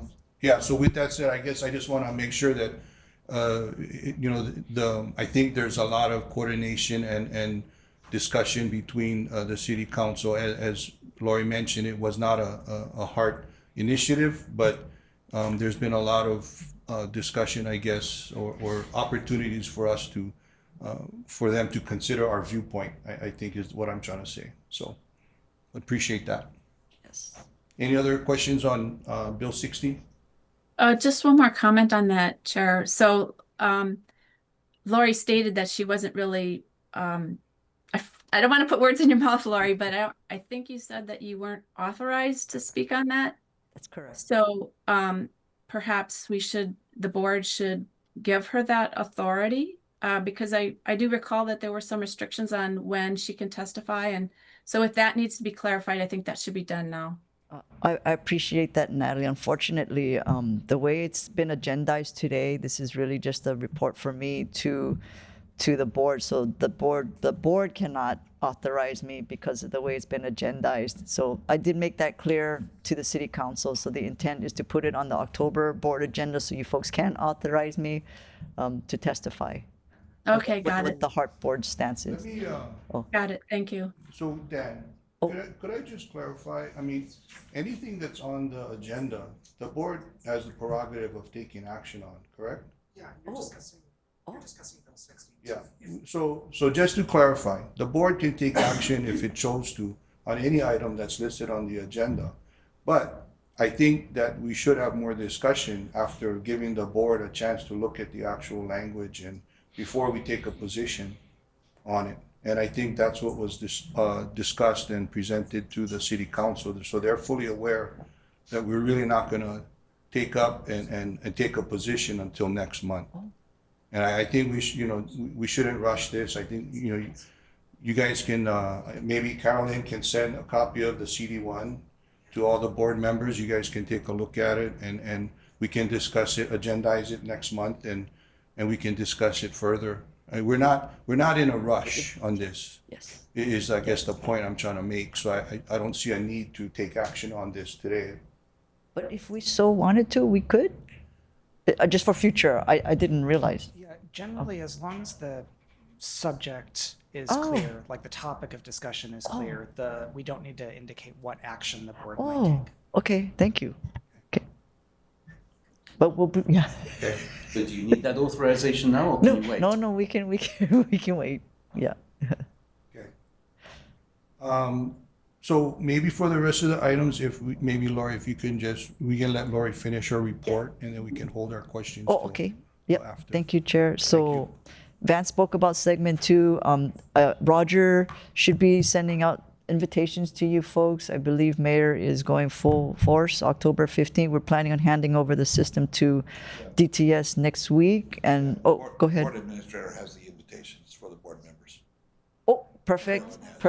But I think we've been letting you folks know, save the date, October 15th. That's when we're going to do the grand opening of So we are segment 2. going to have a ceremony on October 15th, and then we will open the system for revenue service on October 16th. The ceremony will be at Middle Street, and what we are planning, because we're limited in parking, that most people will probably park at Halava, and then you'll be transported to Middle Street, and then there'll be an inaugural ride back to where your car is. If you drive. Carolyn has the invitations. Let's fill all this out. Yeah, you're gonna pass them out today sometime? Yes, I will. Yeah. Okay, Wonderful. perfect. Yeah. Thank you. Good. Thank you, Roger. Yes, yeah, very exciting, very exciting. And then Chair, the last item you asked for me to report back on from last month. So there was a complaint that he wrote directly to the board. So I personally went out to meet with him and with project manager out there to discuss his concerns. And he was quite happy. And he says, actually his concerns become moot once the sidewalk is open on the Mackay side. So he's been satisfied. So I just wanted to report back on that one. That's amazing. Yeah. What about, did we skip over B, Transform Conference? Oh, yeah, I'm sorry. So I did speak. Roger and I actually went to the APTA Transform Conference in Boston last week. I was asked to speak in two sessions. One is a smaller one on automation, and then a larger one that was the general session on mega projects. And when I just hear what our sister agencies are doing, our project kind of pales in comparison. It's 20 miles where they're doing hundreds of miles in billions of dollars. But we are unique in that we're an island community. Everything needs to be shipped in. We have to deal with the groundwater right there as we're constructing. And so they wanted to see how we're accomplishing, and very positive our reputation. Like, how did we go about changing the perception of Hart? I mean, we still have negativity out there, and we still have to work on it, but how do we go about getting to where we are today from where we were about 4 years ago? So it was a good conference. Yeah, you know, we are small in comparison to some of the transit programs that are around the country, but in terms of transit projects, I think we are second or third in the country. Wow, okay. Thank you, Roger. Yeah. That was it, Chair? That's it? Okay, Yes. thank you very much. Members, any questions? You mentioned Scott Snyder? Yes. Obviously not paying attention. Yes, Lisa. Yeah, not a question or anything, but again, you know, this whole meeting is a completely different board meeting than what I've experienced in the past. And it's like, over and over again, there's so much information that has already been shared with us outside or where it's available to us. And the trust and the relationship between Hart and the board has so drastically improved. And it's amazing to me that you yourself personally take the time out of your schedule to go and visit with a constituent that is out concerned about something about biking and the community. And it's, you know, that to me, I bet if you talk to any of the other people on all those projects you're talking about, I can't imagine that there's another CEO that is as involved. And, you know, the board also, I mean, the executive team, the board, everybody is so intimately involved with this project, which is one of the reasons why it makes me so proud as a board member to be a part of it, is that we are part of this community that we are building this thing for. And anyway, I just wanted to I think we have gone through so many iterations of, you know, antagonistic or controversial or highly emotional board meetings that it's nice to see where we're at today. So thank you. Appreciate that, Lisa. And I'd also like to add too that, you know, a year ago, when we evaluated Lori, one of the things that we asked was she become more involved with the transit community on the mainland. And it's just my personal observation that she's swallowed the Kool-Aid, and she's increasing her knowledge of industry leaders around the country. And from my perspective, that, you know, Lori, that was fulfilling one of the objectives that the board had put out for you, and I think I think you enjoy it. I think you know, you do, and I know you don't like to travel, but you've certainly started a good fan club among the transit professionals around the country. Oh, thank you, Roger. Any other questions, comments? I just have a couple. So on the opening of segment 2, I mean, just for, I guess, the public who's watching, you know, is there public announcements, PAs, where they can get information on, like, when it's going to be? So in cooperation with the mayor, we will shortly be starting a campaign to public information explaining where we're going. I think we're looking at October 1st, 2nd, or 3rd, somewhere in that ballpark next week, where you will have to be on vacation if you don't want to find out what's going on, because we are planning a large campaign with the city, you know, with DTS and the city administration to get that word out.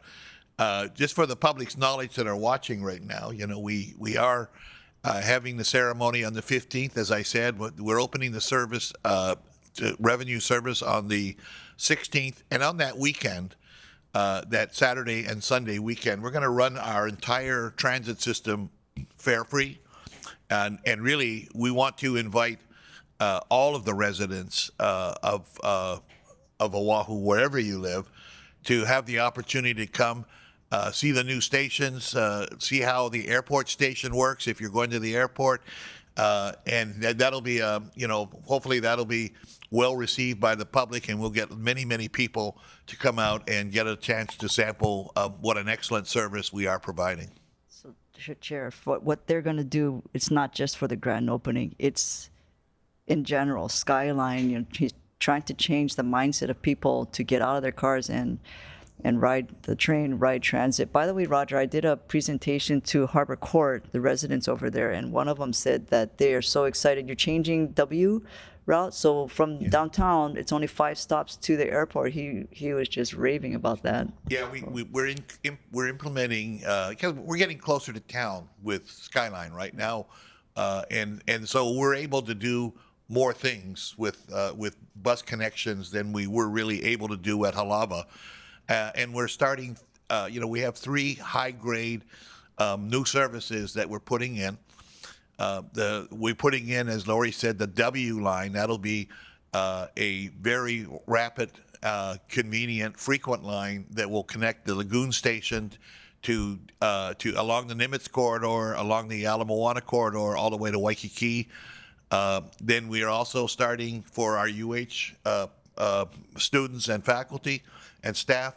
We're going to be starting the U line, and the U line will go from Lagoon Drive, a one-stop freeway service to UH, and then on to Kaimaki.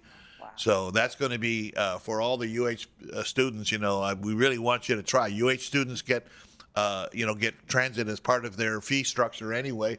So it's a good way to save money. And you're going to be on Skyline. Skyline is always on time. That's the new motto. And that's our motto, is Skyline is always on time. And then we're transforming what we used to call Route A to an A line, and the A line will connect Lagoon Drive to downtown and on through the Kapiolani corridor to UH that way too. That'll be more of that won't be a one-stop service, but we have a lot of patronage on that. You notice I called them A line, U line, and W line, and that's kind of a nomenclature change that we're making that would designate that these are BRT-like, bus rapid transit-like services that are high grade, frequent, limited stop service that gets people there faster. And we're going to do our best to make sure that our high grade bus lines are always on time. But we know that Skyline, for the public, I looked at the first 21 days of service this month, and we're running at 99.47% in service availability. And we measure on-time performance within 10 seconds of the schedule. So it is an unparalleled record of achievement to be able to provide that high level of service. And stay tuned. We're opening up Skyline Segment 2. It will become a transformative part of our city landscape. Roger, you should consider changing the U line name to UH line. Well, we're also going to do St. Louis and a couple of other places too. I guess they matter too, right?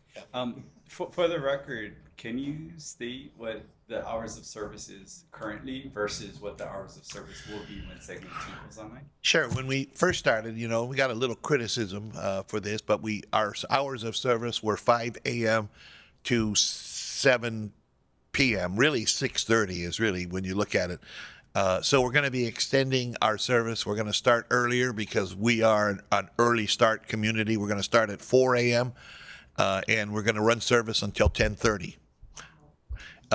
If there are special events, as I think Lori just mentioned, the Megabone that we did. If there are special events like that, then we know that our partners at Hitachi are very resilient and very versatile, And we can, almost on a dime, we can extend service if there's a good need to do it. So that, that's extra span of service will be there. And then in addition to that, as we get into the night hours, we're not going to abandon the corridor. We're just going to we're going to provide service along the corridor with buses.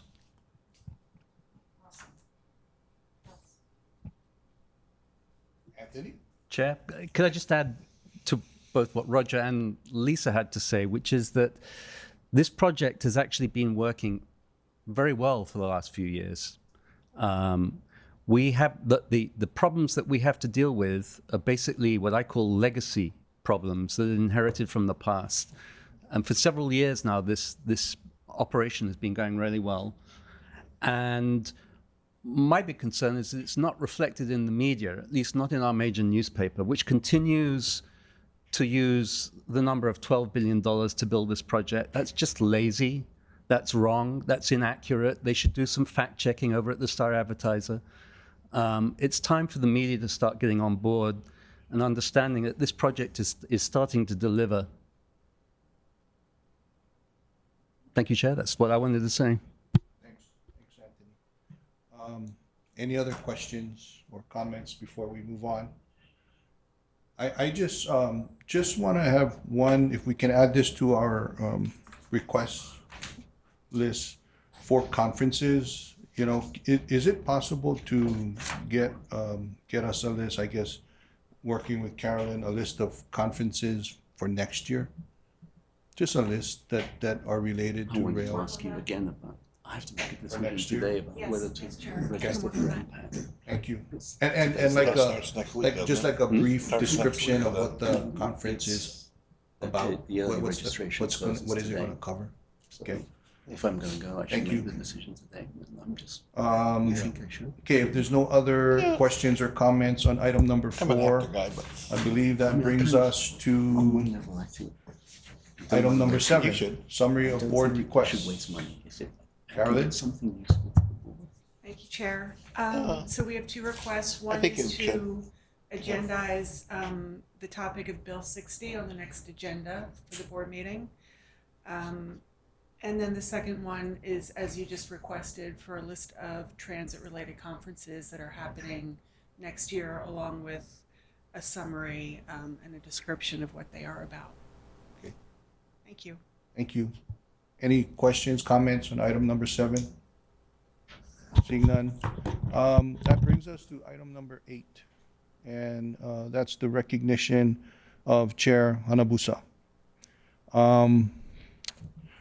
So I believe the board, Hart, I should say, has drafted a resolution. It's resolution 2025-20, honoring Colleen Wakako Hanabusa's contributions to the Hart Board of Directors and the Honolulu Rail Project. So before I, with your indulgence, I'd like to, and I hope I can do this before we lose some of our members. I just want to recognize the presence of Chris Takashige. So I hope that we can get through this while most of us, our members, are here. But as I'm sure the public has noticed, our Colleen has not been present at the last several meetings, and she has recently submitted her resignation from the Hart Board, so effective at the end of September. And I'm going to, read the resolution and then go around the table and give everybody an opportunity to say a few words if they choose to. But before that, I just want to say that, Colleen has made tremendous contributions to this board and to this project and to the Hart in general. I think I'm gonna miss her on the board, but I'll save my comments for later. So with that, I'm gonna present this resolution. It is in your folders, but I'm gonna go ahead and read it so that everybody can, and bear with me, please, but so that we all can recognize the contributions that Chair Colleen has provided to this project. So with that said, again, resolution number 2025-20, honoring Colleen Wakako Hanabusa's contributions to the Hart Board of Directors and the Honolulu Rail Project. Whereas the Honolulu Authority for Rapid Transportation was established pursuant to Article 17 of the revised charter of the City and County of Honolulu, 1973, 2017 edition, and whereas Section 17-101 of the charter established the Hart Board of Directors, and whereas Colleen Wakako Hanabusa was first appointed to the Hart Board of Directors in June 2015 and served as Hart Board Chair from May 2016 to the end of her appointment in October 2016. And whereas Hanabusa was again appointed to the Hart Board of Directors in May 2021 and served as Hart Board Chair beginning July 2021 and continuing to present. And whereas, as Hart Board Chair, Hanabusa emphasized fiscal responsibility, transparency, and open communication.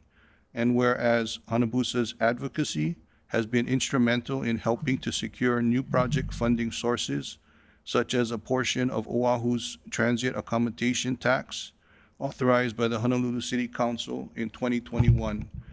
And whereas Hanabusa provided steadfast leadership during the development of the Honolulu Rail Project's 2022 Recovery Plan, which was ultimately accepted by the Federal Transit Administration the same year, allowing the project to proceed into urban Honolulu.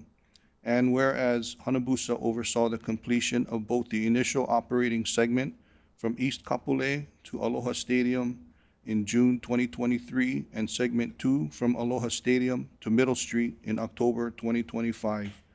Now therefore, be it resolved by the Board of Directors of Hart as follows, that the Board of Directors of the Honolulu Authority for Rapid Transportation officially recognize Colleen Wakako Hanabusa's contributions to the Hart Board and the Honolulu Rail Project, including strategic leadership, addressing governance challenges, and advocating for project completion with transparency. And that the Hart Board of Directors wishes to express its gratitude to Colleen Wakako Hanabusa for her years of service to the Honolulu Rail Project and recognizes her countless contributions and unwavering efforts to make the project a success. Do I have a motion to accept this resolution as read? I'd like to make that motion, Chair. I have a motion. Do I have a second? Motion and a second. Discussion. Members.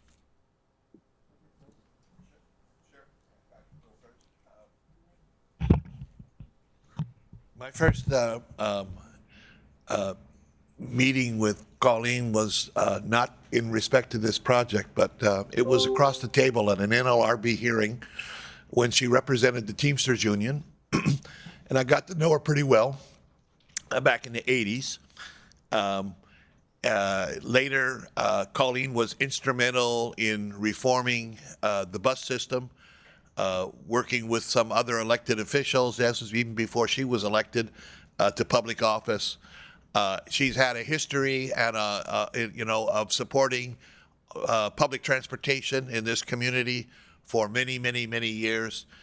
She worked diligently in both at the state house, at the Senate, and in Congress to make this project a reality, and deserves tremendous credit as one of the foremost advocates for good public transportation in Hawaii. And I join in celebrating the resolution and think that she's done even more than is expressed as far as this project goes.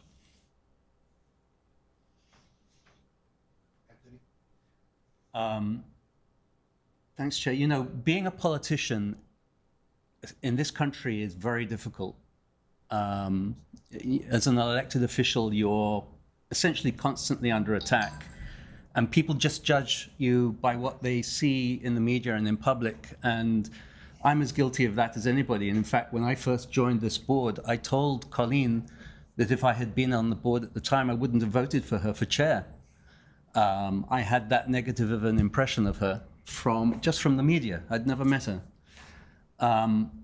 In these years of working with her, that obviously my opinion has completely flipped. For a start off, I think we all know how hard she works. It's incredible how hard she works. I've had emails from her at 3 o'clock in the morning. I've also had 3 emails from Lori Kahikina at 3 o'clock in the morning, but they are 2 hard-working women. The dedication that she has shown to this project, because let's remind the public, none of us are paid to do this. She brought experience and wisdom in Washington and with local officials here. She has a memory like a steel trap. You better be careful what you say to her because she will remember it. And the public is aware that it's been tough at times, especially between the chair and Lori. 2 very strong women banging heads. But I think what the public needs to bear in mind is that that was always in pursuit of achieving success with this project. They were both on the same page with that. If they were butting heads, it was about perhaps how we get there. But it was also an example of the passion and dedication that they both have. And so I think this board and in fact the community as a whole owe a huge debt of gratitude to Colleen Hanabusa, and I wish her all the best. Thank you. Anyone else? Lisa? Yeah, I've only been on the board for it's been about a year now, I think. It was September, and it has been, a privilege to work with Colleen. I'm sorry that she is no longer going to be part of the board, and I hope that she stays involved with the project. She has been amazing to see the leadership and the style that she uses, this profound professionalism from the experience that I've had. And I wish her all the best, and I am very, very grateful to have had this year to be able to serve on the board under her as a board member. So I'm very, very grateful for her time, and I think she's leaving us quite a legacy and really big high heels to fill for the next chair. Thank you. Anyone else would like to say anything? Comments? Yes. So when I learned that Colleen had resigned, I was a little disappointed. I was really looking forward to learning a lot from her. I'm an attorney also, so I know her from working in the construction-related union trust funds. I've worked primarily collaboratively with her, but I know she's a very tough advocate for her clients, and I know she brought that tenacity here to Hart. So I was really excited to be able to, join this board, and so I will, miss her, but I look forward to working with all of you and learning from all of you also. So I wish her the very best. Thank you. Anybody else? Comments? Online? Anyone? Want to recognize I think we lost member Kaulana, but I appreciated him hanging out as long as he could. Okay. While we wait for okay. Lori, you want to say a few words? And, I really wish that, circumstances have made it not possible for Chair Hanabusa to be here with us today, but I hope that maybe she's watching, or maybe she will watch the video at some point in time, because I would love to have done this with her here in person. But I hope that she gets a chance to see this at some point. I hope so too, Chair. We were trying to really get her to be here, but for personal reasons, she couldn't be here today. Despite the differences that we have had, you mentioned it, Anthony, I can honestly say I have learned quite a bit from her. I think I've changed my professional, how I approach things. She's definitely had an impact on me, good or bad. It definitely has changed me. My understanding is mayor and an administration, they have drafted a proclamation and they asked which day should be Colleen Hanabusa Day, and so I recommended October 1st. It's fitting. That's the day we'll be handing over to Roger. We also, on behalf of Heart Ohana, so this is one of the o'os from the groundbreaking that we did with Tudor Perini, and so we have this for her, and I'm sure we'll work with Carolyn or maybe managing director. Managing director is very close to her to get this to her. And we do have a card here, a thank you card for her. So those in the room have signed it, but those online, if you would like the opportunity, I'm going to hand the card over to Carolyn to give to her if you folks are interested in signing this card on behalf of us. But thank you, Chair, for allowing us to recognize Colleen. Thank you very much. And I know that if she could have been, she would have been Yeah. at the groundbreaking, yes. and received the o'o there Yes. In person. So, you know, as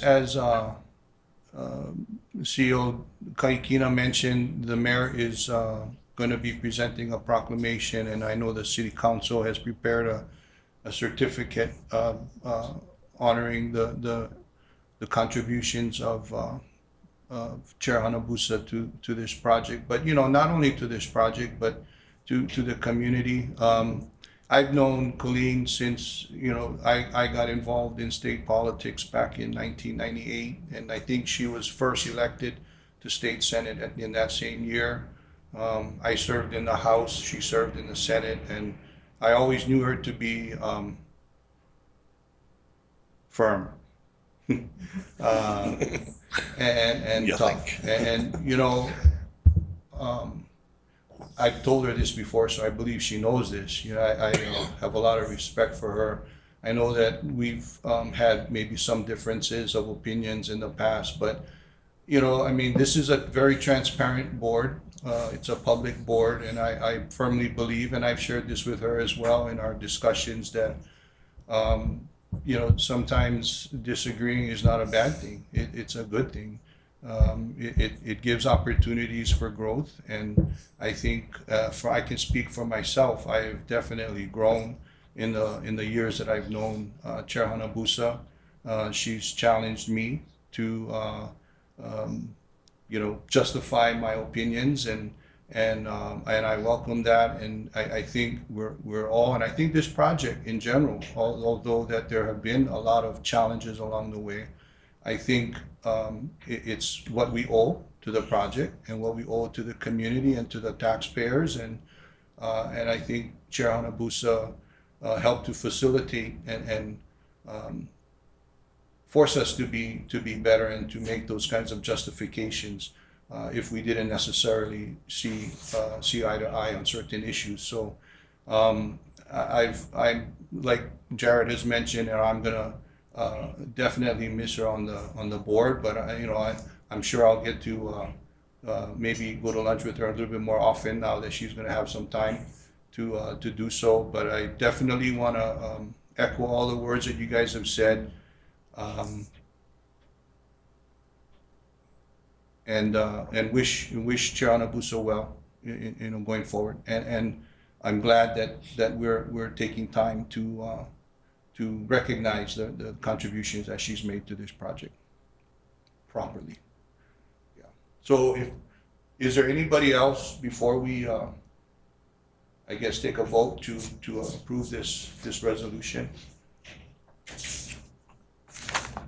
Seeing none, is there a motion to approve resolution number 2025-20, honoring Colleen Wakako Hanabusa's contributions to the Heart Board of Directors and the Honolulu Rail Project? I'd like to move that we adopt resolution number 2025-20. Second. I'd love to second the motion. Moved and seconded. Is there any further discussion on the resolution? Lisa? No? Okay. Any objections? No objection. Seeing none, the motion is approved. And thank you, Chair Abusa. Thank you, everybody. So that is the last agenda item on today's agenda. And for those viewing, I believe we're gonna adjourn here and then turn it over to Committee Chair Tahira for the Finance Committee. So with that said, this Board of Directors meeting is adjourned at 10:15 a.m. Okay, thank you, appreciate it. I chose not to make a motion because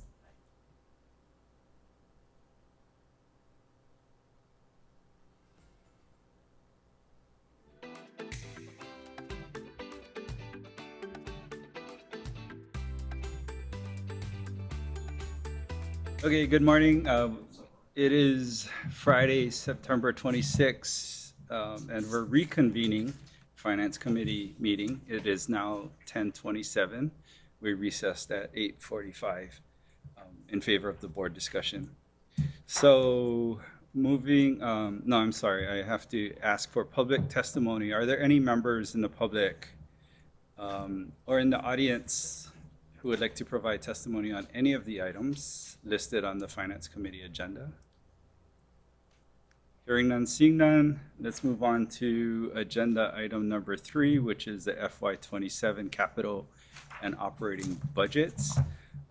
As the presenter, Michael Keefe, comes up, let me just give a little outline of what the budget schedule is going to look like. So this month, September, we requested a preliminary budget. I know that the deck includes a proposed budget, but in my mind, I'm thinking of it as a preliminary budget for information only. And then in October, we plan to have a revised proposed budget. And then in November, the Finance Committee anticipates approving a budget and sending that budget to the City Council via the Mayor's office by December 1st. And then in June, we expect to get a budget back from City Council. And then by the end of June, which would be June 30, we're looking to finalize the budget for final approval. So that's kind of a quick outline of schedule with respect to this budget. So Mike, why don't you go ahead and introduce yourself and do your presentation. Thank you. Thank you. Aloha, everyone, again. Mike O'Keefe, Deputy Executive Director at HART. And so I'm going to walk everyone through our budget requests for fiscal year 27. That's the operating and the construction, or the CIP budget request. Before I get started, I'll just for clarification, the information that you should have that's posted online and that you should have in your binders, there's 3 pieces of information on this topic. First is the PowerPoint that we're about to walk through, covering both, again, the operating and the CIP budget. At the end of that PowerPoint, there's a 1-page summary that summarizes the entire budget that's contained in this PowerPoint.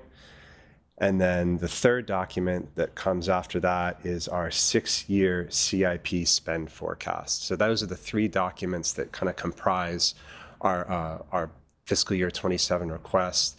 That's what's here, and that's what we'll also get ultimately, as Board Member Katahira mentioned, will get transmitted to City Council via the Mayor's office. So just a little bit of a background before I get started. Per the financial policies of the board, we are required to submit this budget request for the upcoming fiscal year, that's fiscal year 27, to the board by September 15th.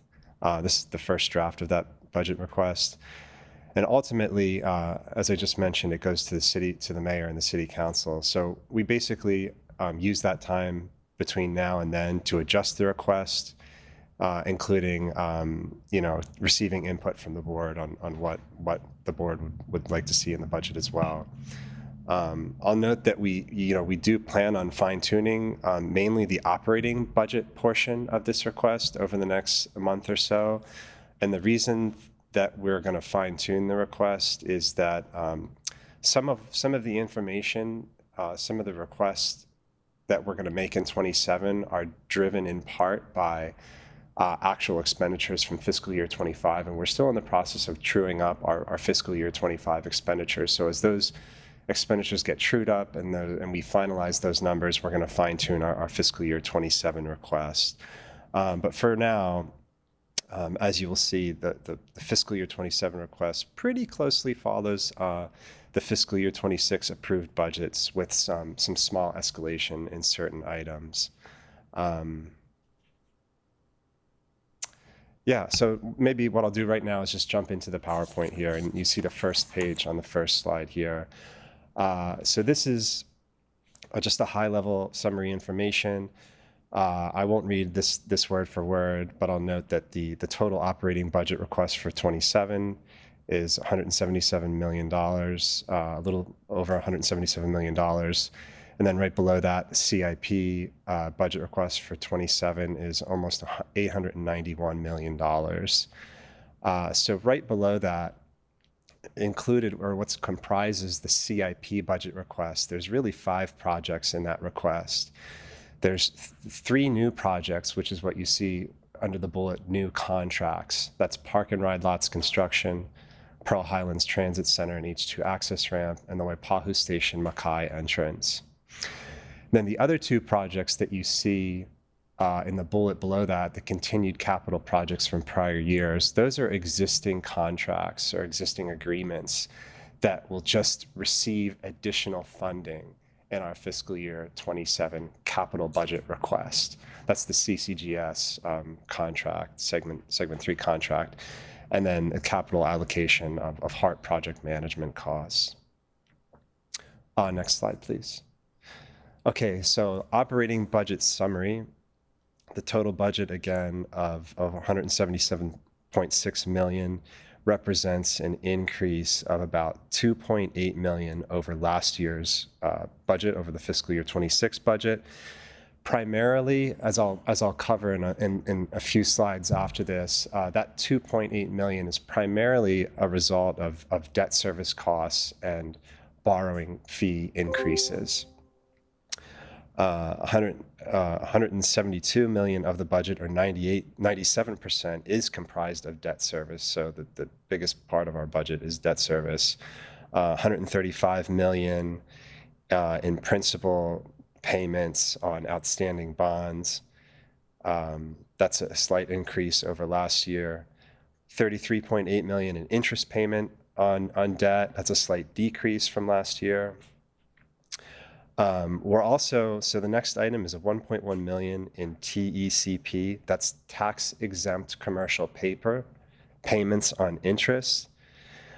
So what we have that's new to the budget for fiscal year 27, and that it's not in the current fiscal year budget or prior fiscal years, is this item on tax exempt commercial paper. So tax exempt commercial paper is basically a short-term loan is the easiest way to think of it. We, in our financial plan, have projected to borrow, I think the number is $150 million in tax-exempt commercial paper in fiscal year 27. And the reason that we are doing that is as construction on segment 3 progresses, and as we get bigger bills and have to spend more of our cash, there are times in our financial plan where we might be low on cash. So what we do in those times is use this tax-exempt commercial paper to bridge those low points. When we need it, we borrow that money for basically liquidity for the project, and then we retire that debt. We ultimately retire that debt before the project is over, just like in our financial plan, as everyone knows, we're retiring all debt by 2031, by the time segment 1, 2, and 3 is built. We have it in the financial plan, this $150 million in commercial paper for 27. We have an additional allotment in fiscal year 28 to get us through these cash crunch areas. It remains to be seen whether or not we'll actually need to use that, depending on when we get our revenue and when payments are due, basically. But it's in there. We're budgeting for it just to have it in case we need it. So then the last item on this slide, the one right before that, I should say, 2.2 million in arbitrage payments and other fees. So we do have some arbitrage liability with the funds that we have in our project account. Arbitrage liability refers to, I guess the simplest way to describe it is because we're restricted for federal tax purposes. We're restricted on the amount of interest earnings we can make on government funds. Basically, the government doesn't want us, like, for example, selling bonds for government purposes and then making a whole lot of money on the interest in those bonds. So we encounter an arbitrage situation where when the interest earnings from our project fund exceeds the interest payments that we have to make for bondholders. That's in an instance where we would start to make money on the money that we borrow. So we have this arbitrage issue that we have to address most years, and it's a relatively minor issue, as you can see there, and it's just to keep us even. Basically, it's, again, we're not able to make this money. Yes, Jerry. Quick question, just going back to the tax exempt commercial paper. So if you're saying that that's a new item that was not in past budgets, well, what did you folks do in the past to address that? That's a great question. Thank you for giving me the opportunity to clarify that. So right now in our project fund, we're not in a position where we would need that short-term liquidity, that like liquidity bridge. Like, we have plenty of money in our project fund to pay our bills. But like as I said, as we get through this fiscal year and into fiscal year 27, when the big bills from segment 3 start coming in and we start spending down that project fund, there might be a period of time where we need that liquidity to pay our bills. Yeah. And then the last item on this slide, again, on the operating budget summary, the total labor costs for fiscal year 27 are budgeted at 1.4 million. This is a slight decrease from fiscal year 26.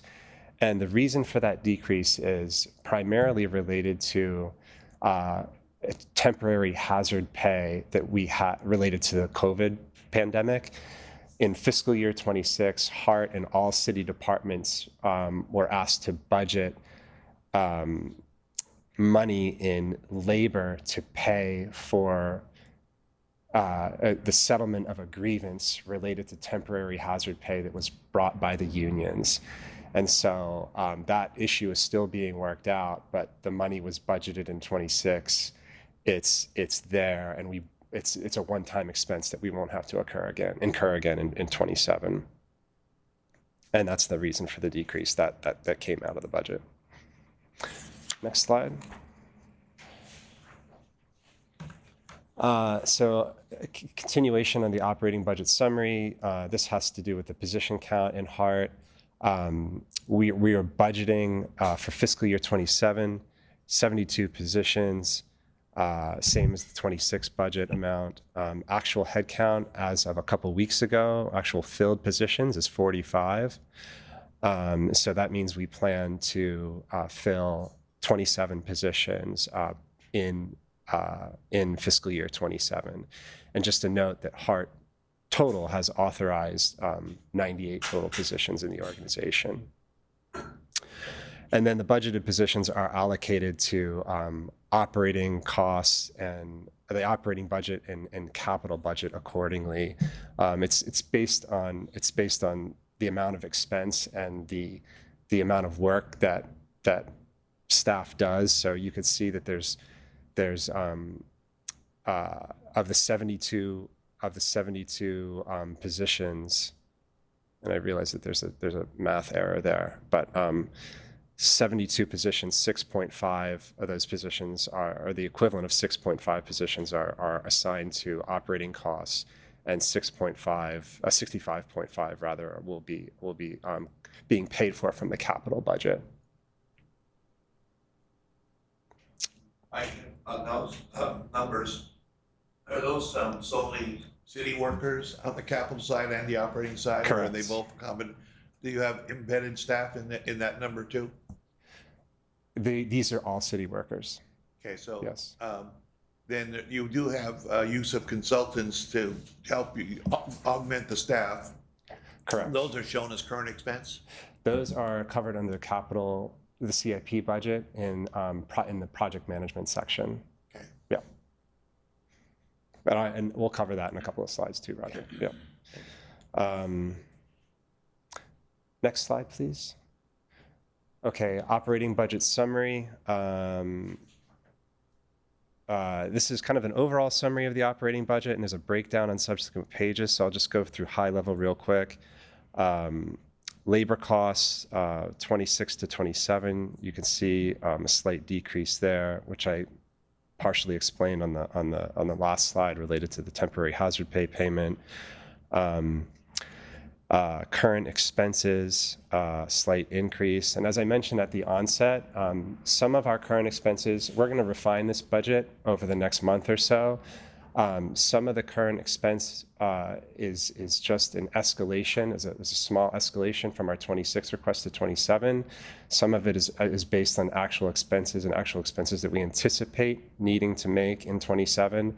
But as our 25 actual expenses get trued up over the next month, we're going to refine this number a little bit. It won't change much, but it might change a little bit, and we'll present that again at the October board meeting. The next item is city reimbursements and CASE. For those folks who aren't aware, reimbursements, as the name implies, it's a direct reimbursement from HART to the city for costs that the city has incurred on behalf of HART. Attorney's fees, for example, is one. CASE is similar but different. So CASE is an acronym for Central Administrative Services, shucks, I should know this last one, expense. And so CASE is something that all city agencies are required to pay, and it basically covers the cost of general support items that the city provides to all city agencies, like IT, HR, BFS support, stuff like that. These numbers too, CASE, you can see it's a little bit escalated from last year, but CASE is calculated based on a percentage of the operating budget. So it's a standard calculation that all city agencies have to pay that amount. So about halfway down through this slide, we get into the operating budget summary for the board. You can see labor costs is the first item, a slight decrease there. Board current expenses, subtotal, and then you can see again the big number is debt service, and then again the overall budget request for fiscal year 27 is $177.6 million, slightly up from last year. We would love the board's feedback, especially on labor costs is probably maybe a little bit too high, but even the current expenses, right now that number is for my training that I'm required to do. So if we just took a stab at it. So this is where we need feedback from you folks on what that number should probably be.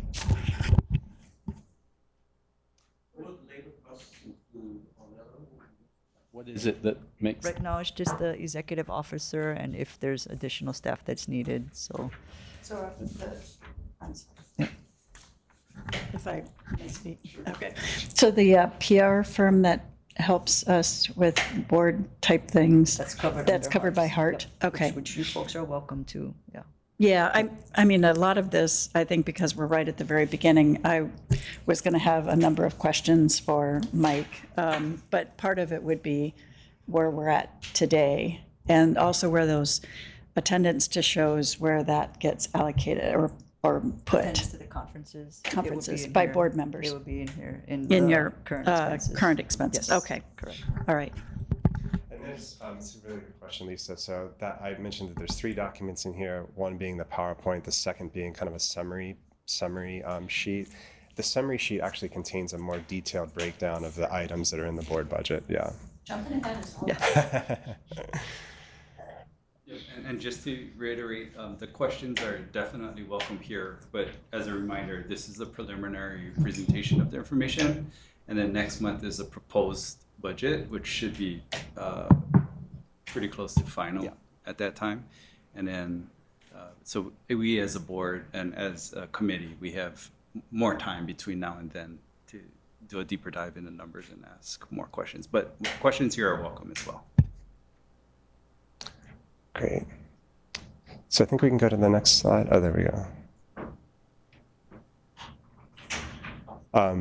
Yeah, sorry. Oh, sure, Keegan. Yes. Is this the appropriate time, or should I wait to the I think it's, I'm fine asking, because otherwise you're gonna get lost and you're gonna forget, so go ahead. So, I'm understanding the conference budget is in the board current expenses? And he's going to cover it on actually slide 6 and more 7, I think. Yeah. So right now there is none. there's no budget. Okay, but you mentioned the conferences. No. So if you folks in my contract, I have to go to the CEO. Oh, that's what's in here currently? Yes, that's currently what's in there. But if there is board travel, that is currently 0 in the board budget. So it matches our salary. There you go. There you go.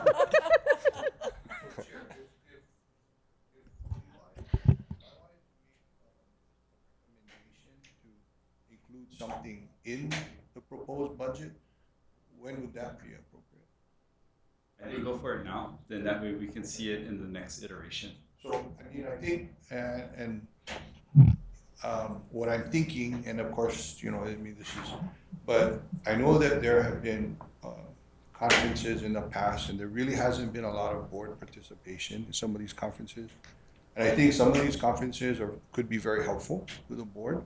I know there was one last year, I think that one of our members attended, and when I read the summary description of the conference, a lot of it had to do with board governance, which I think, could be really helpful, I think, to some board members. And so the reason I think I asked in the board meeting for a list of 26 conferences was kind of thinking ahead, maybe, where budget permits.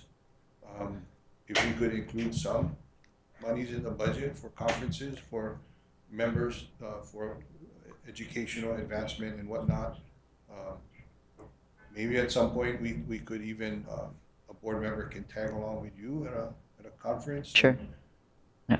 Give us some more substance. Yeah. To why we're all here and how we can do it better. That's just a suggestion. Yep.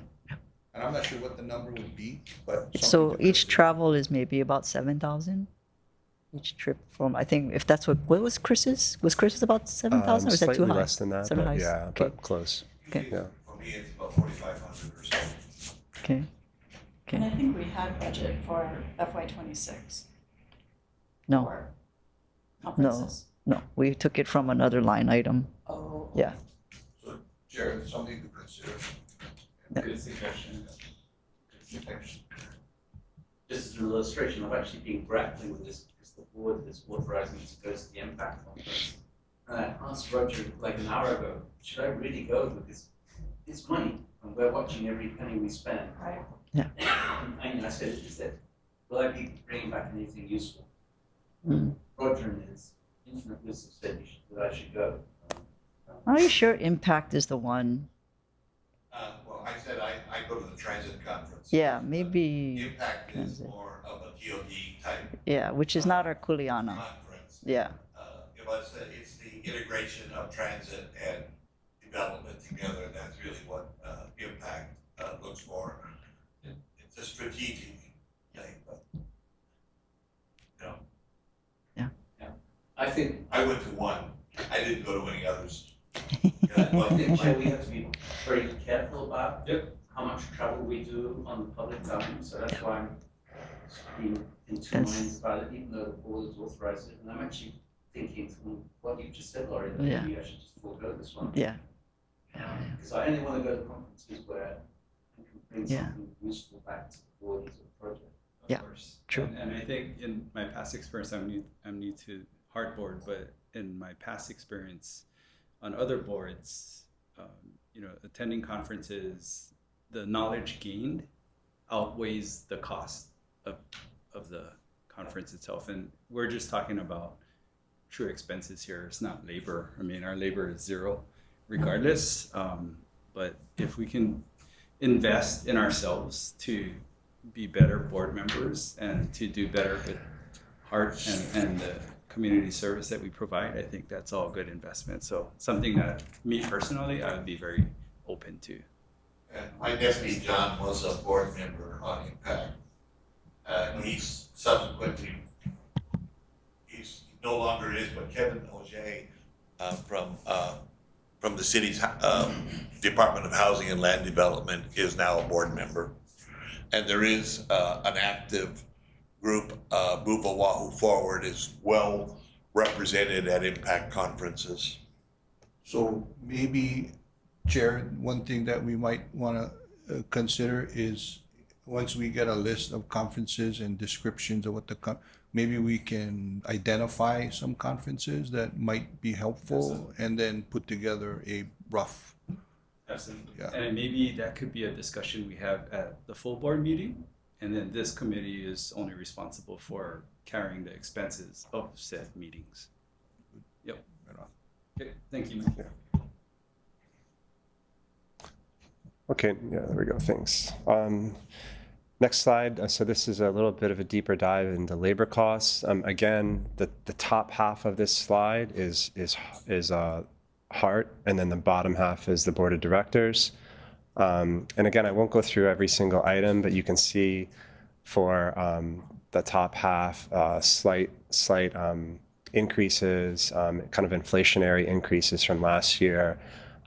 Again, that middle item, that city admin expense, that was that temporary hazard pay item from COVID that's no longer applicable in fiscal year 27. And then the board's salary information is right there. We had some slight decreases across the board there. And so overall for labor costs, a net slight decrease from fiscal year 26 to 27.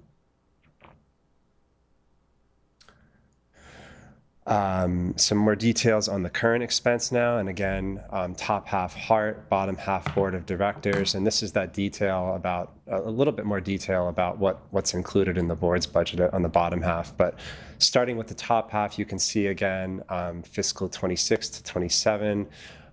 Here, roughly the same amounts, some inflationary level increases that again, we're gonna refine, tweak these numbers over the course of the next month, and as Chair mentioned, in October, present a pretty darn close to final version of this budget. Bottom half board expenses, as Lori mentioned, that's the I believe that's the training item, the all others item at the bottom there. For a net slight increase from fiscal year 26 to 27. Next slide. This is that item I talked about a couple of slides ago. It's a current expense, city reimbursements, that's direct cost reimbursements from Heart to the city, and then that central administrative services expense case that all city agencies, including Heart, have to pay to the city for general support services. And then you can see the calculation down there. Actually, it's 5% of the total operating expense, including bond interest payments, but not principal. If we had to pay principal, you saw the principal payment is like $130 million. Our case would be a lot higher if we had to pay principal, but thankfully we don't. It's just 5% of operating plus interest. Next slide. So this is some detail on our debt service for fiscal year 26 and then proposed for 27. This information at least the vast majority of this information will not change. Our debt service payments are set and structured, and we know exactly what they'll be for fiscal year 27, and that's what you see there. The only possible way that would change is if there was a refunding or a refinancing opportunity that presented itself between now and or sometime in fiscal year 27. And that's really difficult to predict. Right now, it's probably unlikely that that's going to happen, where we could refinance and possibly lower our interest payments. But my guess is that this is gonna stay exactly the same as it is.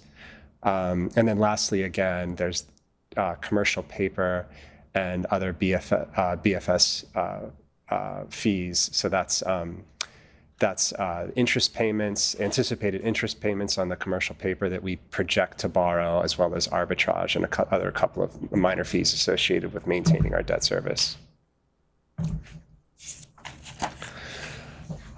This slide is just representative of the funding sources that our financial plan is showing for fiscal year 27. The numbers are are shown graphically in a pie chart to the right of the table. This is not new information. This is all in the adopted financial plan. I'll just go through it briefly anyway. GT, TAT from the state. OTAT, the third item, that's federal funding. So that is the $125 million. That's the anticipated when we complete the utility relocation. That's what we anticipate to be the second to last tranche under the FFGA. The city subsidy is the city's quote unquote skin in the game payment to HART every year.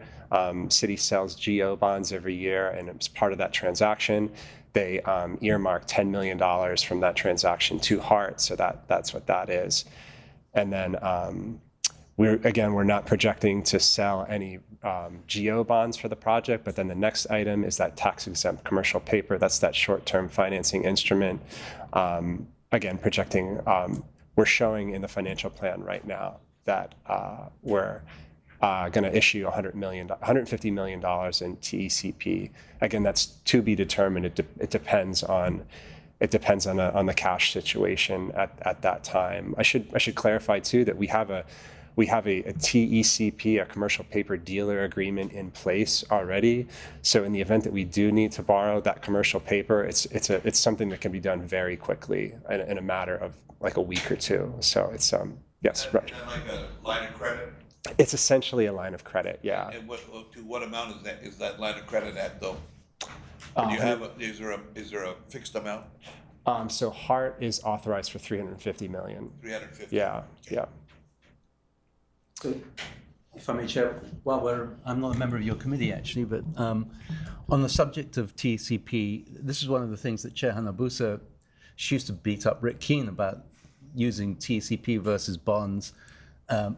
Primarily because she thought there was substantial interest savings to be made, and I'm wondering, given how the environment has changed and borrowing costs have gone up, is that still the situation? Is it still better to go with TCP than bonds? Yeah, so it is still better to go with TECP, but the difference is really small. And TECP is. It's like I mentioned, we have this agreement in place. Issuing bonds is I've done it many times, including when I worked for Lori at ENV. It's a 3 to 4 month long process. You get a dealer agreement with a bank in place for commercial paper that establishes parameters like the extent of the line of credit for the TECP. You get you get a dealer, you get a bank to provide you the credit. You can pull the trigger on that in really a matter of days and get that cash quickly if you need it. So there's an inherent that flexibility. There's an inherent benefit also for TECP over long-term GO bonds. And as we get closer and closer to 2031, long-term goes away. Yeah, so that's another complicating thing is that, traditionally GO bonds have, 25-year to 30-year maturities. And so we have, we have GO bonds obviously for the project, but they're structured in a way that they're all going to be fully amortized and retired by the time 2031 gets here. But it's just, and again, we don't need that sort of long-term debt, but we do need this cushion in the event, this cushion, which tax-exempt commercial paper is, it's exactly what it's designed to provide. It's a short-term liquidity instrument. I think really you could take it out real quick and then you pay it back real quick, and it's just it's to help bridge these tight gaps. Sure. Yes, sir. Sorry. So if I heard you earlier, I think it was mentioned that there was, in previous budgets, there was no interest carried for TECP. Is that what I heard? That's correct. So just to clarify that comment, there's no interest carried because we were not projecting to borrow any TECP, but we did have money budgeted it's to basically keep open. We have an expense to keep open that line of credit. It's basically like a credit card annual fee is one way to think of it. So we did have a TECP related expense, but it wasn't related to interest payments. We did in the past issue TECP, right? But we paid it off before the interest came due. Is that what it was, or? No, you still need to pay that, but it's been years since we've had to float TECP, yeah. So in the recent budget? Yes. Okay. Yes. And there's also ways to handle TECP too. You can, if you were to sell bonds, for example, if you have an outstanding TECP and you were to sell bonds, you can essentially refinance that TECP with a bond transaction too. Yeah. Can I just say something real quick? Just, because, and this is off the subject, but I appreciate the ability for members to ask questions during the committee, but just so there's no confusion, when I have my committees, I like to allow the presenter to finish his presentation so that he doesn't get, or she doesn't get thrown off and then ask the question at the end. Just saying so that we don't get confused. So, all right. You're saying that after you ask the question? So after me, no more questions, basically. I didn't want to forget what I was going to ask. So. But I appreciate having this discussion after everything is piled in. I don't think we have a hard dead, a hard stop. So that said, I'm going to take the liberty to ask a question, and in the face of what Kika just said. So I think, Mike, earlier you said that there's a forecast for a mild or slight recession. Do the GET, TAT, OTAT reflect that in your projections, or no? They do not. So the information that we see on the slide here and in the financial plan is what we basically locked in when we finalized, when we going back to the recovery plan, and then the board adopted an updated financial plan in April of this year. So those numbers reflect that information, and it's essentially what we need, what we've always showed, and how we've programmed to pay for the project through to fruition. Any variations in that amount, we're gonna closely monitor, and we're gonna need to address on as they come up. Yeah. I have a question. So for the TECP, you said that I guess the max is 350 million. Yes. And so what's the thinking behind showing 150 million versus 350 million? It's just our projection of how much we estimate we're going to need at that point in time. We will, assuming nothing changes from our financial plan, we're going to show the balance of that TECP in fiscal year 2028, which is when we think, which is when we're projecting an even greater potential need for TECP. But right now, based on cash balance, receipts, and expenses, there's essentially that level of need in 27, slightly greater level of need in 28. Okay. I guess maybe to carry your credit card analogy, it's like having a high balance limit on your card, but Yeah. not expecting to use it, right? Yes, exactly. Yeah. Okay, so next slide, please. And so this is the CIP summary. Again, there were 3 projects in here that are new projects. Those are the Park and Ride Lots construction, the Pearl Highlands Transit Center, and then the Waipahu Station Makai entrance. Those are projects that we anticipate bidding and awarding in fiscal year 27. So we show the funds for those projects there because they need to be in our budget and be available to us to encumber or reserve in a contract.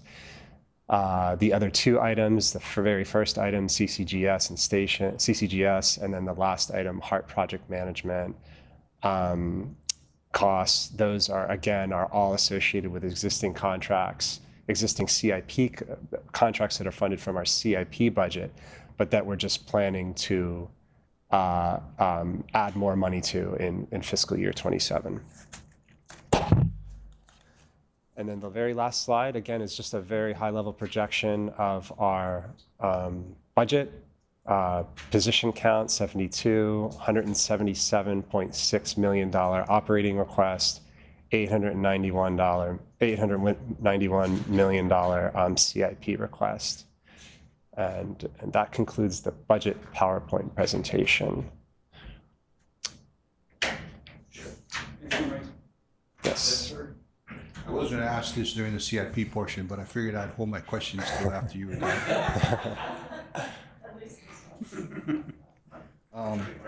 Yeah, I know I'm a bad poker player. Too many tells. So on the CIP, the Pearl Highlands was that are you engineering? Is that the CPP that was done engineered? The parking garage has been, but we still need to build a transit center for Roger, for the buses to come in, and that H2 access ramp. Yes. Any other questions for Mike? Chair? Natalie? Yeah, I have a few questions. Go ahead. Okay, so thank you. So you mentioned the decrease in the labor costs was due to the hazard pay. If you take that part of it out, what is the change in the labor cost? What compared to the prior year?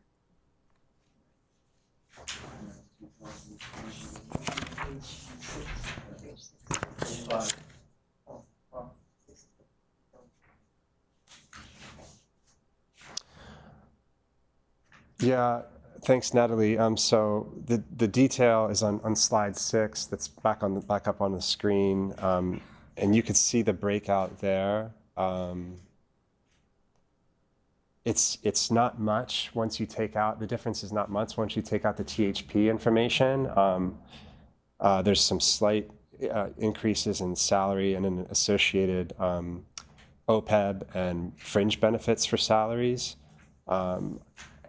Any more detail than that, I'd have to go back and research a little bit. No, so I'm not sure. I'm clear on this.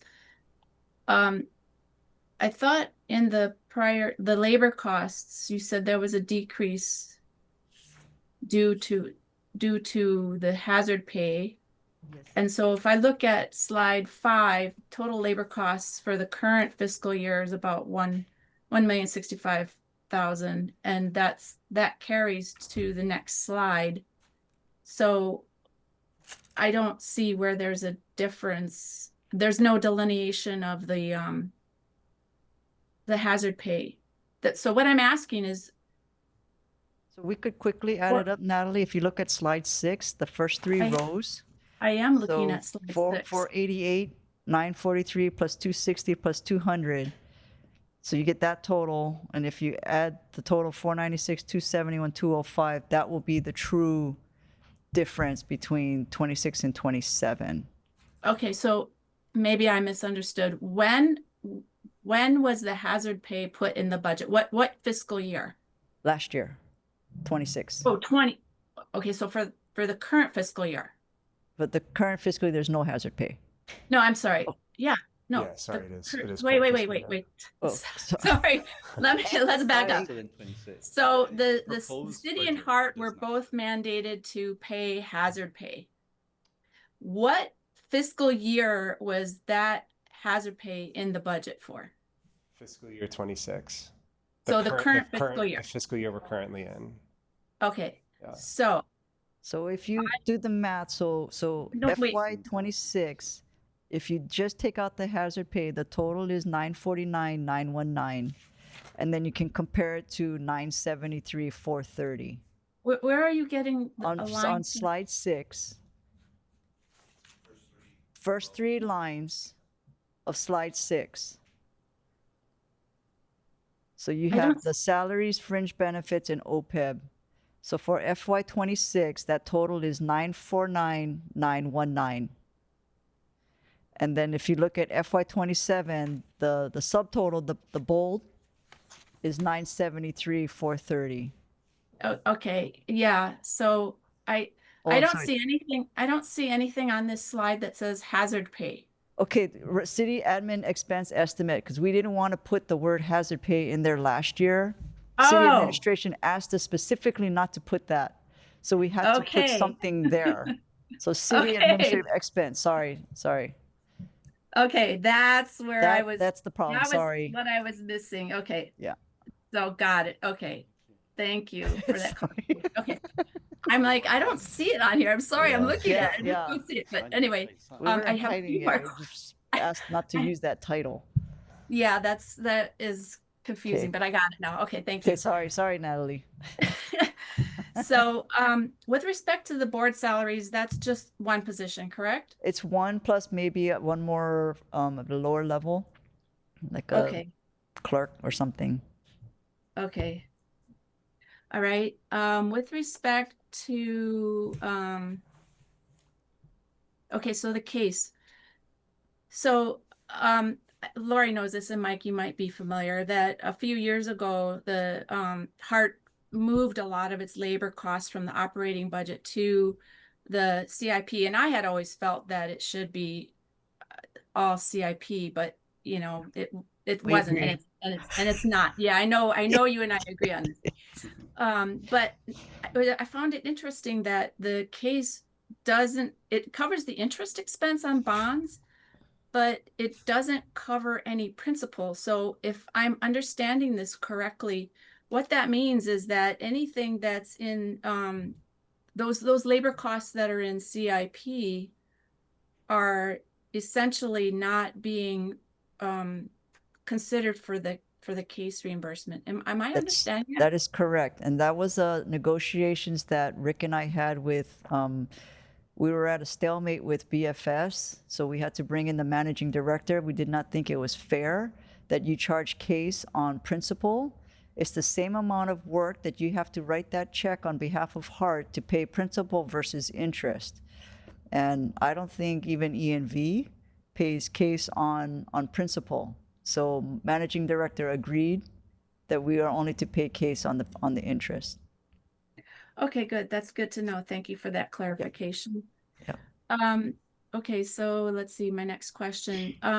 Just curious, who are the arbitrage payments made to? Is that part of the bond cost, or who gets that? It is part of the bond costs.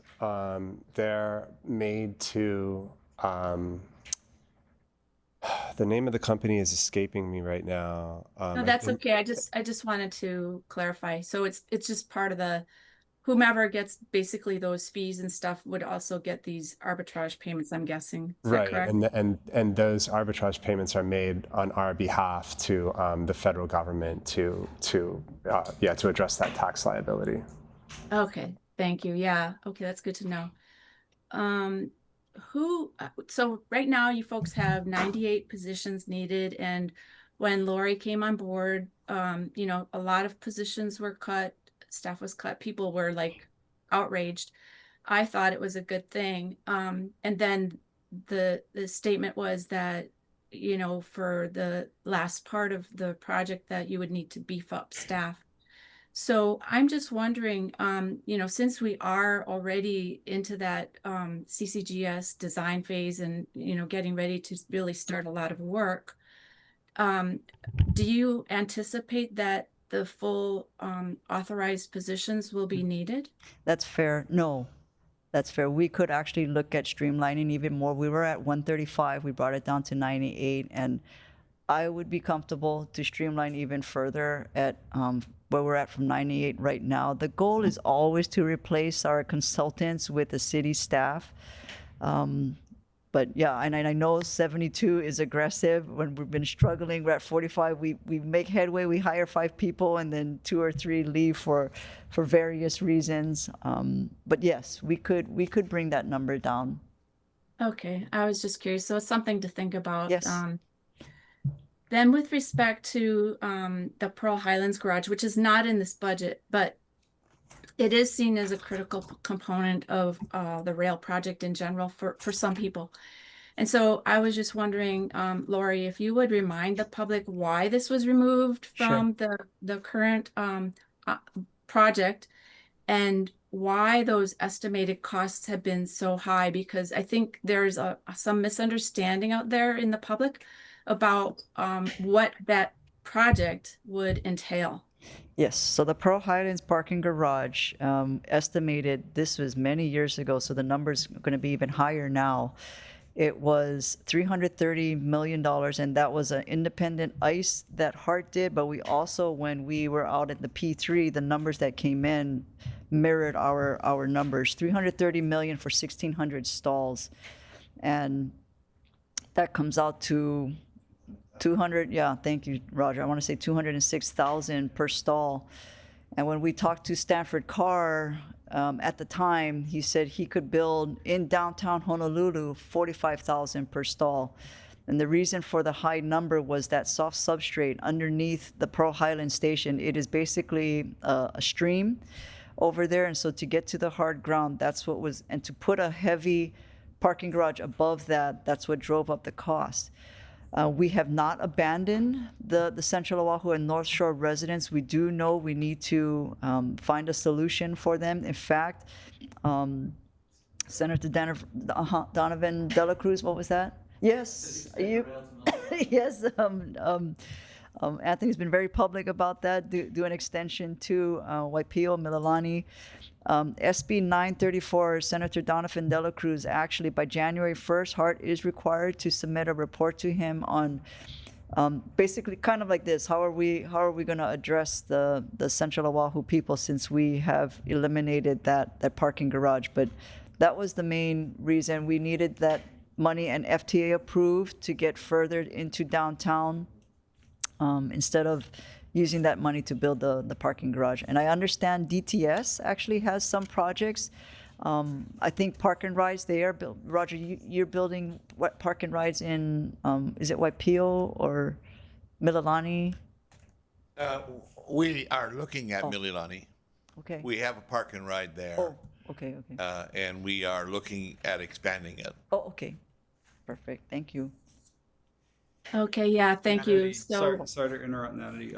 I think Anthony had a question or two as well. Oh. Okay, you're good? Okay, go ahead, Natalie. okay, yeah, so, yeah, if I may just finish up.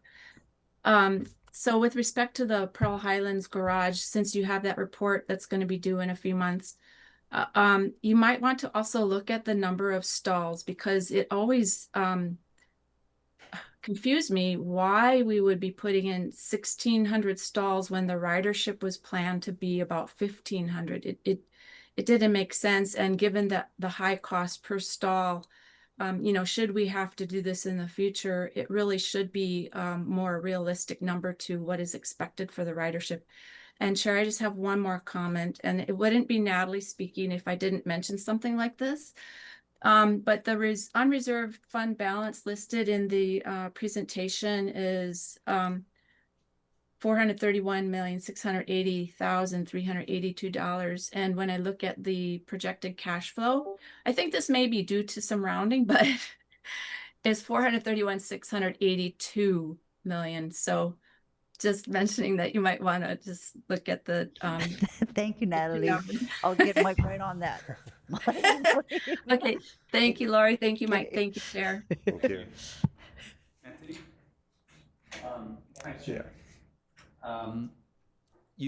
Mike, you pointed out, of course, that bonding is going to come to an end when construction is due to be completed on what we're working on at the moment in 2031. But there is a funding source that we have that has no sunset date, and that's OTAT, which means that it is susceptible to being bonded. And I'm wondering if you've had an opportunity to do a calculation to see what funds could be raised from OTAT if we were to bond it. Yeah, so we've looked at a number of different ways to finance extensions, and as you mentioned, Anthony, OTAT is certainly one of them. It's it would if it was, I'll just estimate here, but if we were going to go into the next segment, for example, say it was Kaka'ako to Ala Moana. I mean, OTAT is we're very thankful for that revenue source, and it's significant. It's in the ballpark of $50 to $60 million a year. It would allow us to long-term bond, 25 to 30-year bond, and pay for an extension like Kaka'ako to Ala Moana. We wouldn't be in a position where we are now, where we could say that section is paid off by the time it was complete. It just wouldn't allow us to do that. But it is a significant revenue source. It's not our biggest, as you can see from the pie chart, but it is significant, and it does allow us to do certain things. But is it about? Did Bank of America give us a ballpark, like 400 million? How much would it generate? Let's say over 25, 30 year. Of course, the interest rate depends, but I want to say, was it around the 400, 500,000? Vance is nodding. Million. Yeah, so I'd have. If Vance is nodding, then I'll defer to Vance. But I don't have that right off the top of my head. But I can certainly bring that up. I can research that and bring it to next meeting. It'd be interesting to see that number. Yeah, I mean, just round numbers. It's like I said, it's 50 to 60 million a year with a certain increase, times however many years, and so that's what you arrive at. It's a lot. Yeah. So I mean, basically, I think our message is that we do potentially have the means to get to Ala Moana, which I think is important for the public at large to be aware of. Like I said, if my number in my head is correct, 400 to 500,000 is not going to get us to Ala Moana. No, you mean millions, not thousands. About millions. The off the cuff estimate is about 1.5 to 1.6 billion. So not quite there. So going from the large to the Manini, on that board salary, we've been carrying that number for a while, and I think maybe a few years ago, Chair, there was talk of hiring an additional clerk to help out the board. And here, I haven't talked to any other board member with Sunshine Law, so I don't know how everybody else feels. I have not perceived the need for the board to have a clerk or anybody additional. I think with our executive officer feel the same way. I agree with that. Yeah. So perhaps when we're going through the revision of the budget I'm not sure if the board has to take a vote to say that we're not going to hire anybody else. That's her. Well, I guess it's our business. Just a budget. But I mean, it seems a little strange to be carrying a number year after year on our budget when we have no intention of diving into it. So. We used to have two. You actually had two clerks and executive office, so that was part of my streamlining. Yeah. Those were the days when the board was getting served tea and. How's about this? And we ask you folks to take a look at We that, can. and then We can. also consider the thought of travel for board members to attend conferences. That could maybe offset each other somehow. Because I could swear that was in the budget last year. For travel? 26. Maybe for one trip? I think that, sorry. Is that- I think that was how we approved the one member to attend the conference. And how we approved Anthony to attend is that we had a budget. So that's why when you said that we didn't have a budget for FY '26, Yeah. 25 or I thought 26. It wasn't, but, okay. Yeah. It I just, doesn't matter. yeah. We can add it. We'll put together a number. Sounds good. Yep. Okay, so we got some really good input to make revisions to this preliminary budget. Any other discussions? Committee members?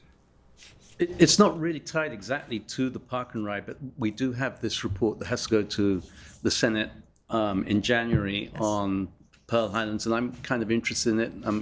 I think there may be some workarounds like that you're probably already looking at, like automatic garages, so that you don't have to pour so much concrete, so that the weight on that wetland maybe could significantly reduce the costs. Yes, so Corey and his team are working on putting together a preliminary menu, maybe like a white paper, because I want to meet with him to make sure I'm meeting the intent of what he's saying in the bill, because if not, well, we're going down a path. Come January, he's going to knock me on the head. You did it wrong. So probably, yeah, in a few weeks, we'll have something at least we feel we can. So I was just present. wondering if you could, if there's any way we could share that with one of the committees or with the full board. Be interested to see that. If we could get his take first, Senator's The take, senator's take? please make sure we're on the right path, and then of course, yes, we'll bring it back. Yes. Okay, so since this is just a preliminary budget, no action is needed at this time, but might maybe for next time when the proposed budget is presented, if it's possible to track the changes so that we can compare, what has changed between the preliminary and the proposed, that would make it easier for us to understand. Sure thing. Okay. All right, so let's move on to agenda item number 4, which is August cash flow. And again, I think this is for presentation only, no action item is needed. So if the next presenter can come up and introduce herself.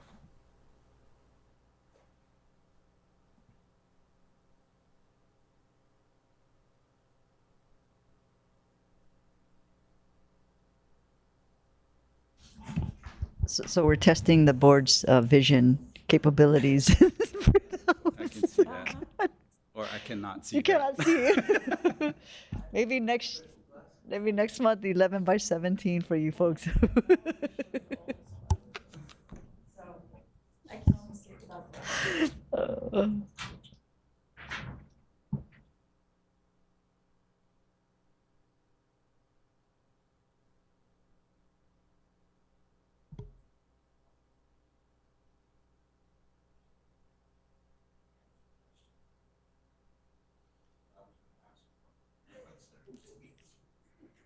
I don't think we did.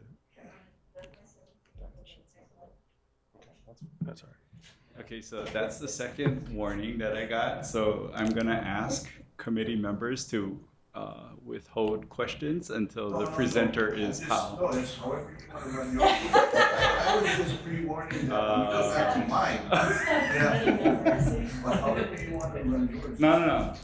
Let's go, because I know this is running long as well. So anything we can do to speed it up.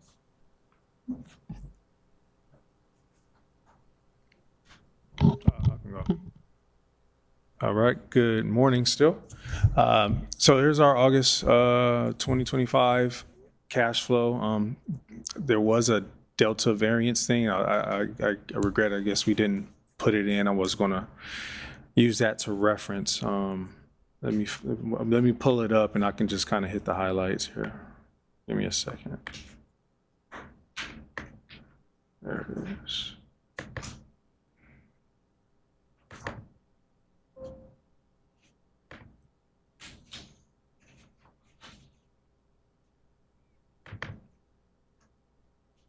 I think I have it. Okay, I don't have it.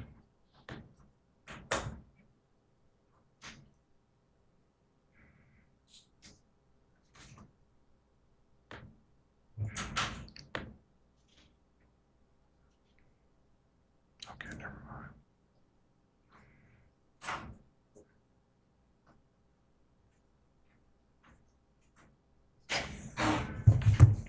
Yeah, that'll work.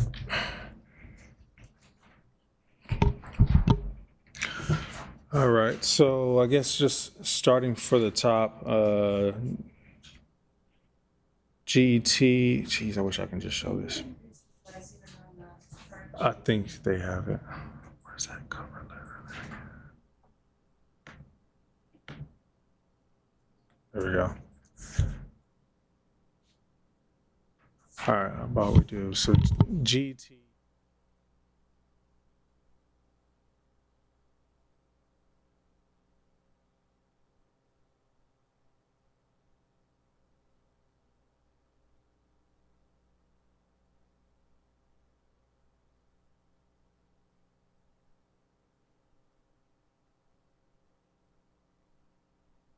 I forecasted.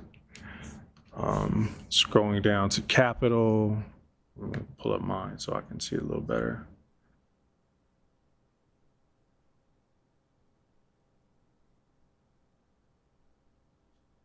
I don't have a total here. Actual paid was about 36, call it $37 million for the month. We were about $24 million shy of our forecast, and a lot of, as you know, where the actuals are paid expenditures. So we put a forecast in when we think these are going to be paid. It could, a few of these items slipped a month or two. Other than that, I guess I'll just open it up for any questions. Thank you, Corey. Members, any questions on the cash flow?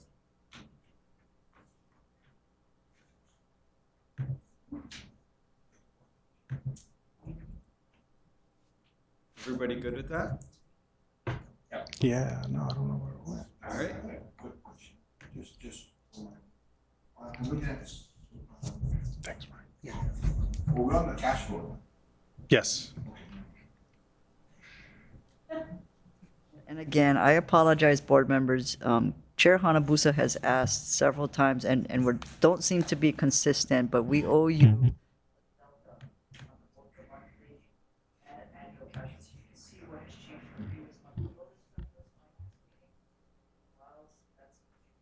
Sorry, if you're saying something, we can't hear it. Oops, thanks, Natalie. I said I'm apologizing to the board members because, can you hear me now, Natalie? Okay. Chair Hanabusa has asked in the past for the monthly and the annual cash flows to please include a delta. What has changed from last month to this month? And so I just told Mike and Corey, please provide that to the board members. But we haven't had a finance committee meeting in a while because we didn't have a chair, but going forward, we will provide that so that's easier for you to see what has changed. Yeah, from the previous month, monthly and annual cash flow to this month's. So I apologize for that oversight. We did not provide it this month.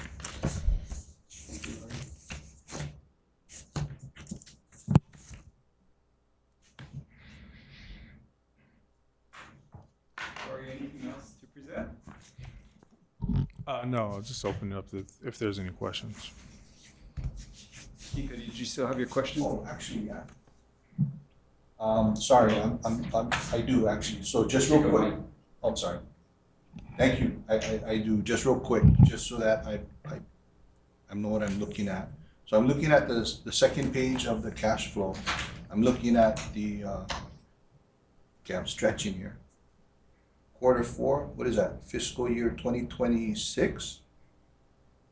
At the bottom. 431,682. Is that the number? That's correct. Okay, so is that supposed to correlate with slide 10 of the proposed, well, not slide, yeah, slide 10 of the proposed budget unreserved fund balance? Yeah, I think that's what Natalie was pointing out in the other presentation. Okay, I just wanted to make sure I was following. All right, thank you. All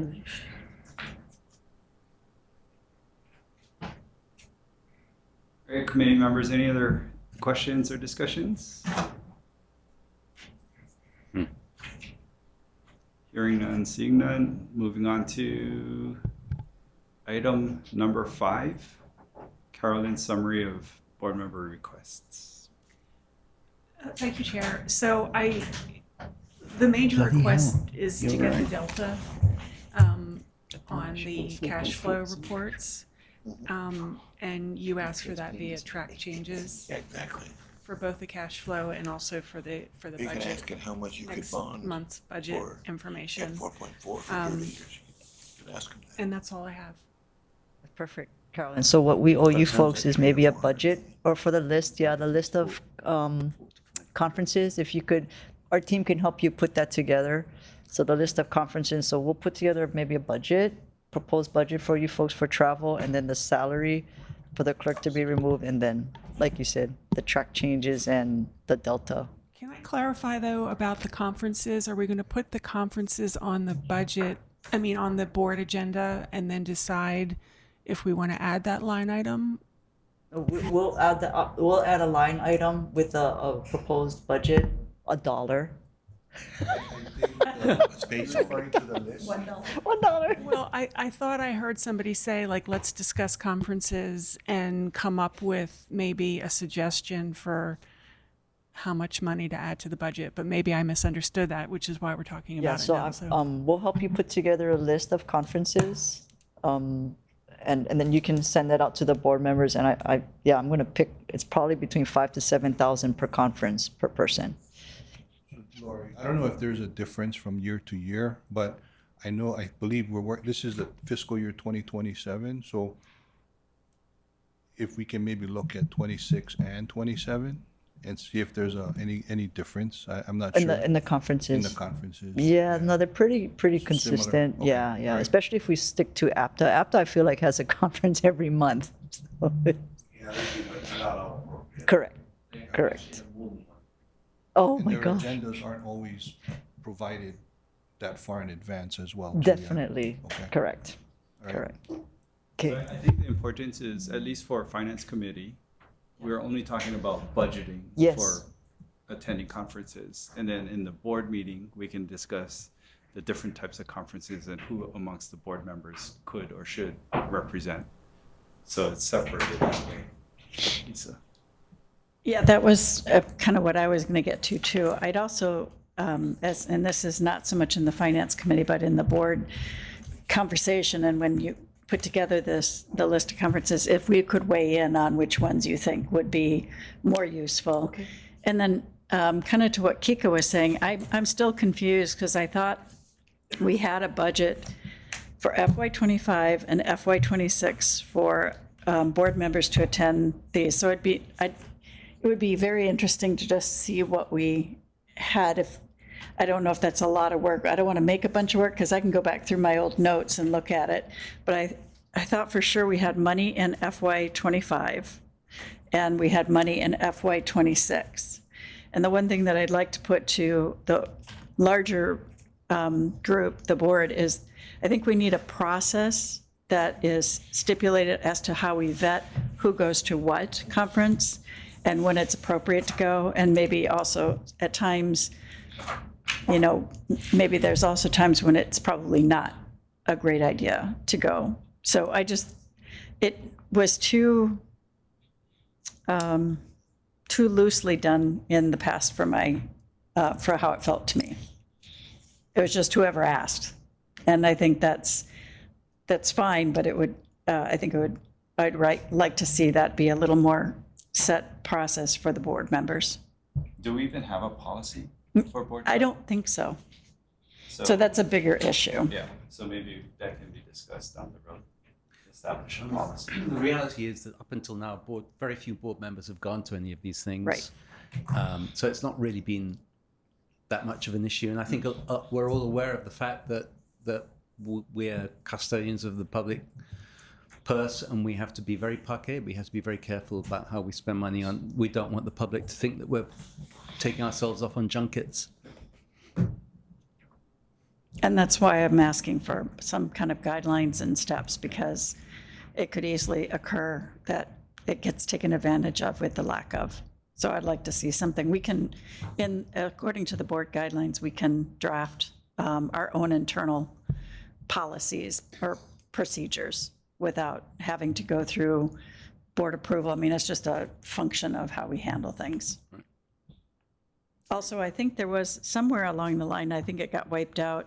We had a line item for lunches for board, and I think Kika's and all of the chair people are going to keep this meeting, so we don't need to worry about lunches anymore. So I'd like to propose that we wipe out the lunch line item. I think it's very small, of course, but But if we ever go past 1 o'clock, you're volunteering to take us all to lunch. absolutely not. No, if it goes, see, my theory is that if we don't provide lunches, the meeting will go faster because we'll get hungry. All right. Any other discussion? I'd like to leave that item open.